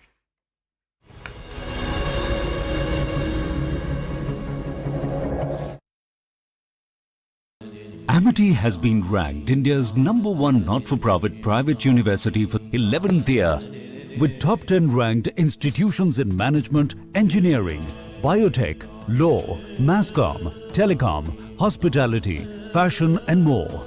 Yet another top ranking for Amity University.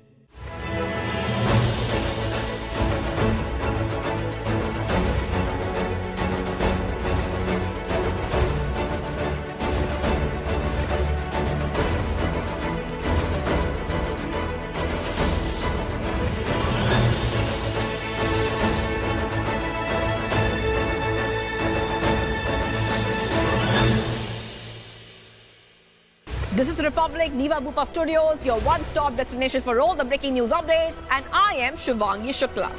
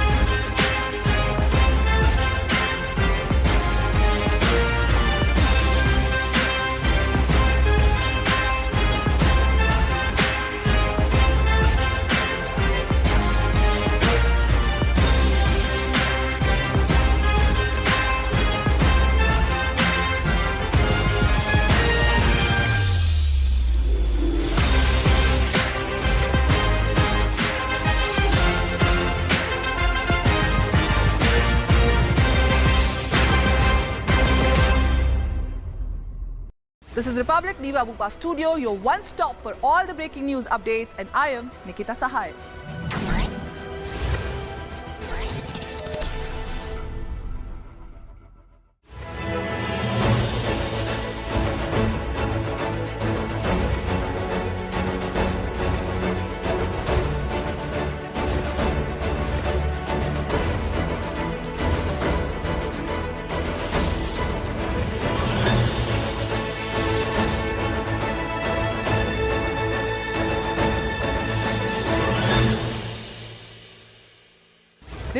Republic Niva Bhupa Studio, your one stop for all the breaking updates. I am Rakshita Mishra.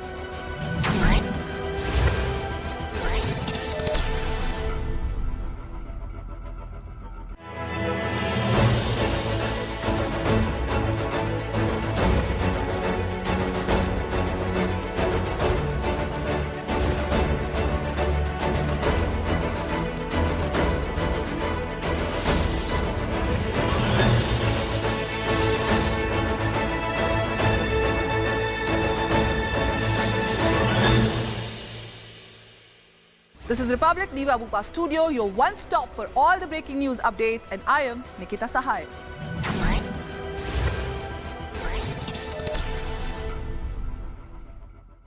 This is Republic Niva Bhupa Studio, your one stop for all the breaking updates. I am Rakshita Mishra.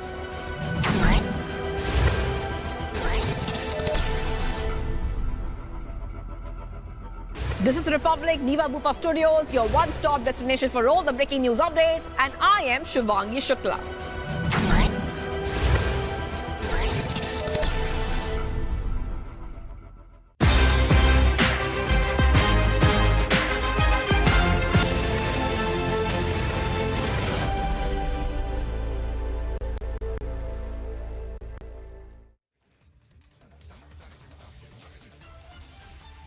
All right, viewers, we are getting your top updates coming in right now. Finance Minister Nirmala Sitharaman presented the interim budget, and a huge pitch was made for Viksit Bharat.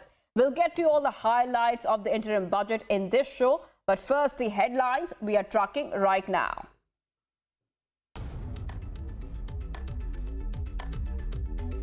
Nirmala ji का ये budget देश के भविष्य के निर्माण का budget है। मैं एक बार फिर सभी देशवासियों को इस ऐतिहासिक बजट के लिए शुभकामनाएं देता हूं। Prime Minister hails interim budget, calls it a historic and inclusive budget for a new India. From Mudra Yojana loans to a boost to private sector, the government puts a focus on women and youth.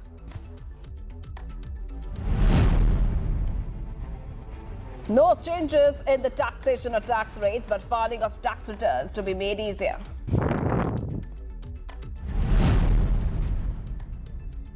Modi government announces interest-free loans for the next 50 years for private sector.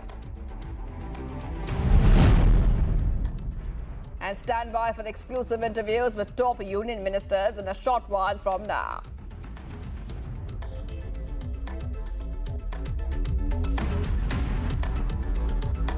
Ladies and gentlemen, Finance Minister Nirmala Sitharaman finished her interim budget speech within an hour. Finance Minister Nirmala Sitharaman has asserted that India's economy is going through a profound transformation while presenting the Narendra Modi government's last budget before the Lok Sabha polls due by May. And by this interim budget, we can surely say that the government is focused on improving conditions for the poor, women, youth and farmers, thereby setting the tone for welfare schemes to be announced in these areas. Take a look at this detailed report for more.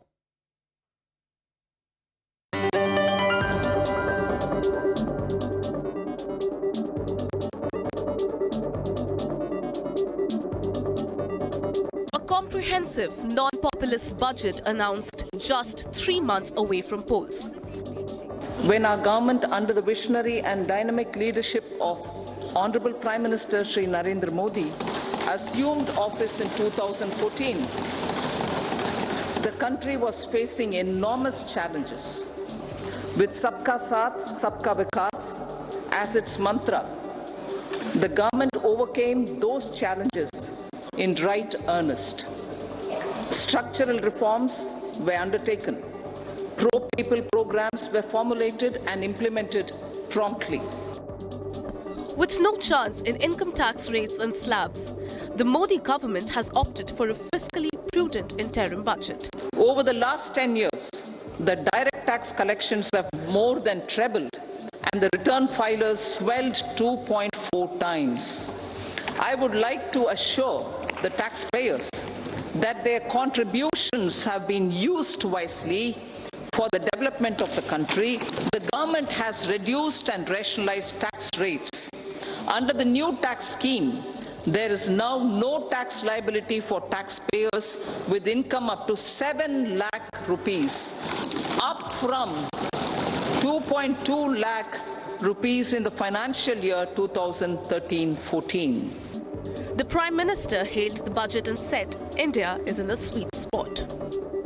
ये budget विकसित भारत के 4 स्तंभ युवा, गरीब, महिला और किसान सभी को एम्पावर करेगा। निर्मला जी का ये बजट देश के भविष्य के निर्माण का बजट है।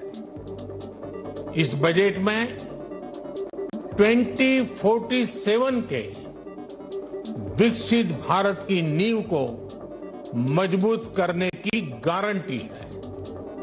मैं निर्मला जी और उनकी टीम को बहुत-बहुत बधाई देता हूं। With heavy focus on governance, development and performance, the government has projected a lower fiscal deficit in the poll year.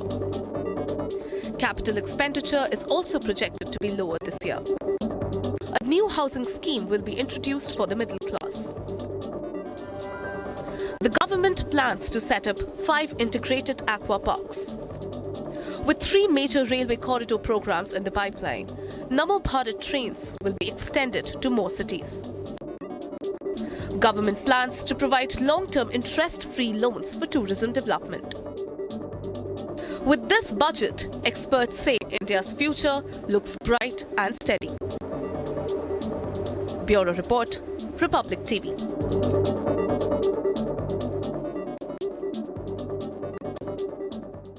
And viewers, after the announcement of the 2024 interim budget, Prime Minister Modi addressed the nation. The Prime Minister hailed the budget, calling it historic. PM Modi also said that this budget will empower all sections of the society. Here is a full report. Listen in to what the Prime Minister said a short while back.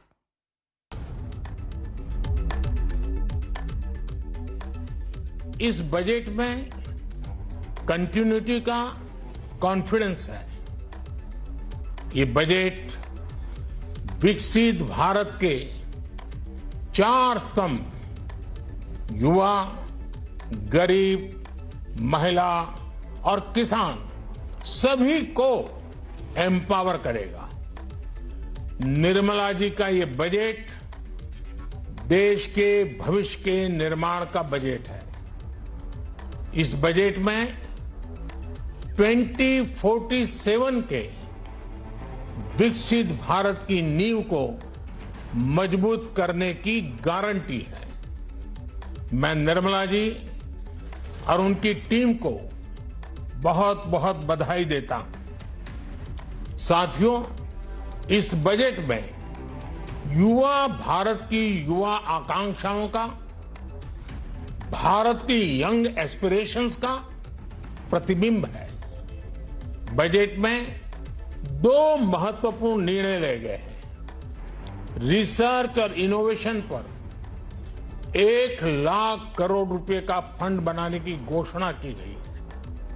Budget में startups को मिलने वाली tax छूट के विस्तार का भी ऐलान किया गया है।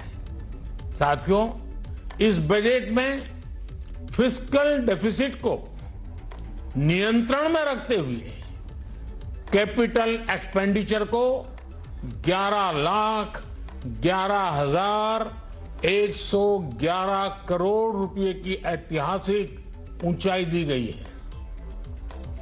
अर्थशास्त्रियों की भाषा में कहें तो एक प्रकार से स्वीट स्पॉट है। इससे भारत में 21वीं सदी के आधुनिक इंफ्रास्ट्रक्चर के निर्माण के साथ ही युवाओं के लिए अनगिनत रोजगार के नए अवसर तैयार होंगे। And viewers, Finance Minister Nirmala Sitharaman unveiled the 2024 interim budget in the Parliament for a record 6th time. While the pre-poll budget has been largely appreciated by people from different sectors, it has also drawn criticism from opposition parties. Take a look at this report for more. just 3 months to go for polls, the Modi government on Thursday announced the non-populist pre-poll budget. The much-awaited interim budget was presented by Finance Minister Nirmala Sitharaman in the Lok Sabha.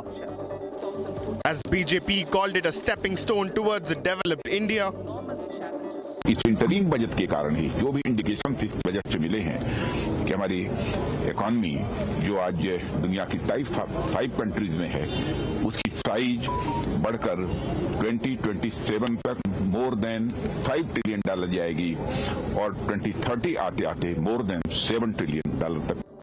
दूरदर्शी budget है। इस budget में मातृशक्ति का दर्शन है तो राम राज्य का विजन भी है।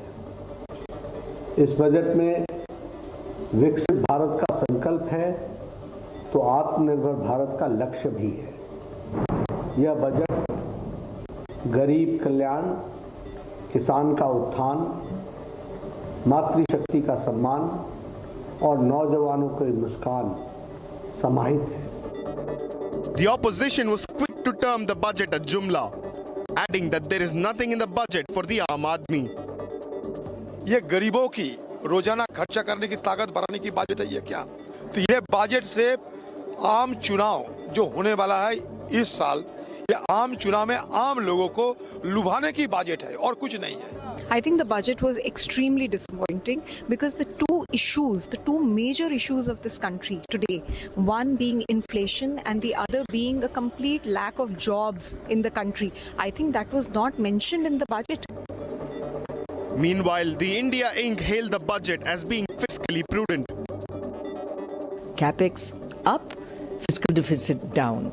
Now, within that, there is, of course, commitment being made for poor, women, youth and farmers, 4 very important constituencies. The budget is very bold, very inclusive, very pragmatic and I think touching all sectors of economy and all sections of society. So from that point of view and considering it was an interim budget, I think the finance minister has done an outstanding job. The interim budget lays emphasis on health sector and women empowerment. Bureau Report, Republic TV. Extremely disappointing because the two major issues of this country today, one being inflation and the other being a complete lack of jobs in the country, I think that was not mentioned in the budget. It's very unfortunate. You see, women are forming only 23% of the workforce. Women are only owning 10% of startups, only owning 20% of MSMEs. So what has the budget stated in order to address this gender gap? There was absolutely no mention of it. And for years altogether, even though we are 50% of the population, if you look at the gender budget, it is stuck at 5%. Why steps were not taken in order to introduce more women-friendly schemes? And if you look at the women's security issue, they repeatedly bring about the same schemes. इस budget का सिर्फ एक ही मकसद है और वो मकसद ये है कि जो इस वित्तीय वर्ष का पहला क्वार्टर है उसमें ये सरकार का कामकाज चलता रहे। जो चिंता वाली बात है वो ये है कि पिछले वित्तीय वर्ष में, जो वित्तीय वर्ष 31 मार्च 2024 को खत्म होगा, 18 लाख करोड़ रुपए का बजटरी डेफिसिट है और ये बजटरी डेफिसिट अगले आने वाले साल में जो आंकड़े वित्त मंत्री ने प्रस्तुत किए हैं वो बढ़ेंगे। समस्त आशा बहनें जिनकी संख्या 12 लाख और आंगनबाड़ी 35 लाख के आसपास हैं, उनको आयुष्मान कार्ड की सुविधा मिलेगी। आयुष्मान कार्ड का मतलब पूरे परिवार का होता है। अगर उस घर में कोई आईएएस भी होगा ना और माँ आंगनबाड़ी होगी, करती होगी तो उसका बनेगा। तो इस हिसाब से लगभग 1.25 करोड़ के आसपास लोग प्रभावित होंगे, लाभान्वित होंगे, प्रभावित क्या होंगे। तो 5 लाख प्रति व्यक्ति प्रति साल आंगनबाड़ी और आयुष्मान ये आंगनबाड़ी और आशा बहनों के पूरे परिवार का इलाज किया जाएगा। ये स्वास्थ्य केंद्र करने का काम श्री नरेंद्र मोदी जी ने किया। आज 5वीं बड़ी आर्थिक शक्ति के रूप में भारत उभर चुकी है। 10वें नंबर पे थी, 3 साल में तीसरी बड़ी आर्थिक शक्ति के रूप में उभरेगी। हमारी महिला, नौजवान, युवा और हमारे किसान को नई ऊर्जा और नया स्रोत देने का कार्य के लिए संकल्पित ये सरकार है और भारत एक आत्मनिर्भर भारत, भारत एक विकसित भारत और भारत एक विश्व गुरु के रूप में स्थापित होने जा रहा है। निश्चित रूप से आज का अंतरिम बजट बहुत ही अच्छा प्रस्तुत हुआ है और जो विकसित भारत की जो कल्पना है उसको चरितार्थ करने वाला ये बजट पेश हुआ है, जिसमें महिला है, युवा है, किसान है, गरीब कल्याण है और आने वाले समय में इंफ्रास्ट्रक्चर की दृष्टि से भारत कैसे ताकतवर बन सके, मजबूत बन सके और अर्थव्यवस्था की दृष्टि से भी भारत और अधिक कैसे आर्थिक दृष्टि से मजबूत हो, इन सभी बातों को ध्यान में रखते हुए आज का बजट प्रस्तुत हुआ और बहुत ही शानदार बजट है। This interim budget has summarized in very beautiful and great detail the qualitative and quantitative transformation that India has undergone under Prime Minister Narendra Modi's 10 years, the qualitative and quantitative transformation and expansion of our economy, and how every Indian, whether it is from the east, northeast, north, south, east, west, whether he or she is from a village or a town, every Indian has been impacted in some way or the other by Prime Minister Narendra Modi's determined policies and governance ideology of Sabka Saath, Sabka Vikas, Sabka Vishwas. सबसे पहले full time first ever in our history finance minister, women finance minister, जिन्होंने 6वां budget दिया है। और उसके बाद सबसे ज़रूरी बात यह है कि महिला, युवा, गरीब, किसान सबके लिए बजट है। युवा सबसे ज़रूरी। Well, the highlight of this budget, it's an interim budget, right? So the interim budget is basically a directional budget. It tells you the intent of the government on the way forward. Post the elections, we all expect the present government to come into power again. And so it's a statement really of this government's intent. And the intent is on the growth path, inclusive growth.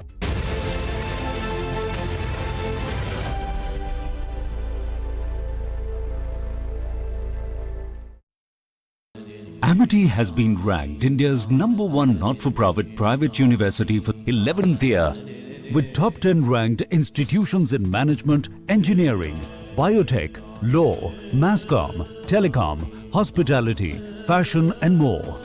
Yet another top ranking for Amity University. This is Republic Niva Bupa Studio, your one-stop for all the breaking news updates, and I am Nikita Sahai.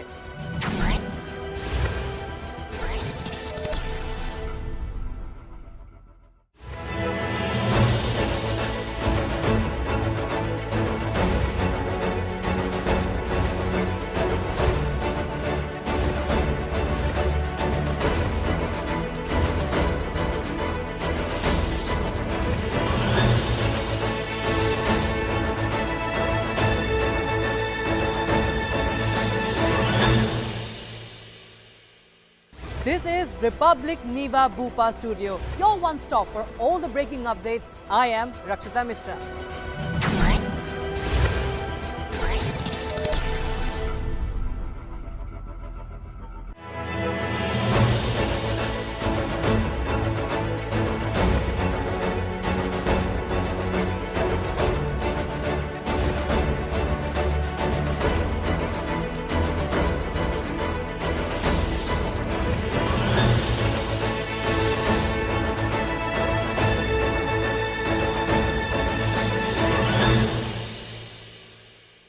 This is Republic Niva Bupa Studio, your one-stop for all the breaking news updates, and I am Nikita Sahai.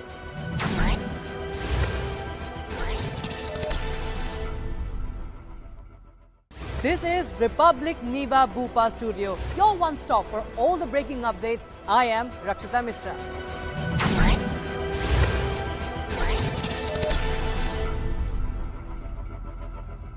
This is Republic Niva Bupa Studios, your one-stop destination for all the breaking news updates, and I am Shivangi Shukla.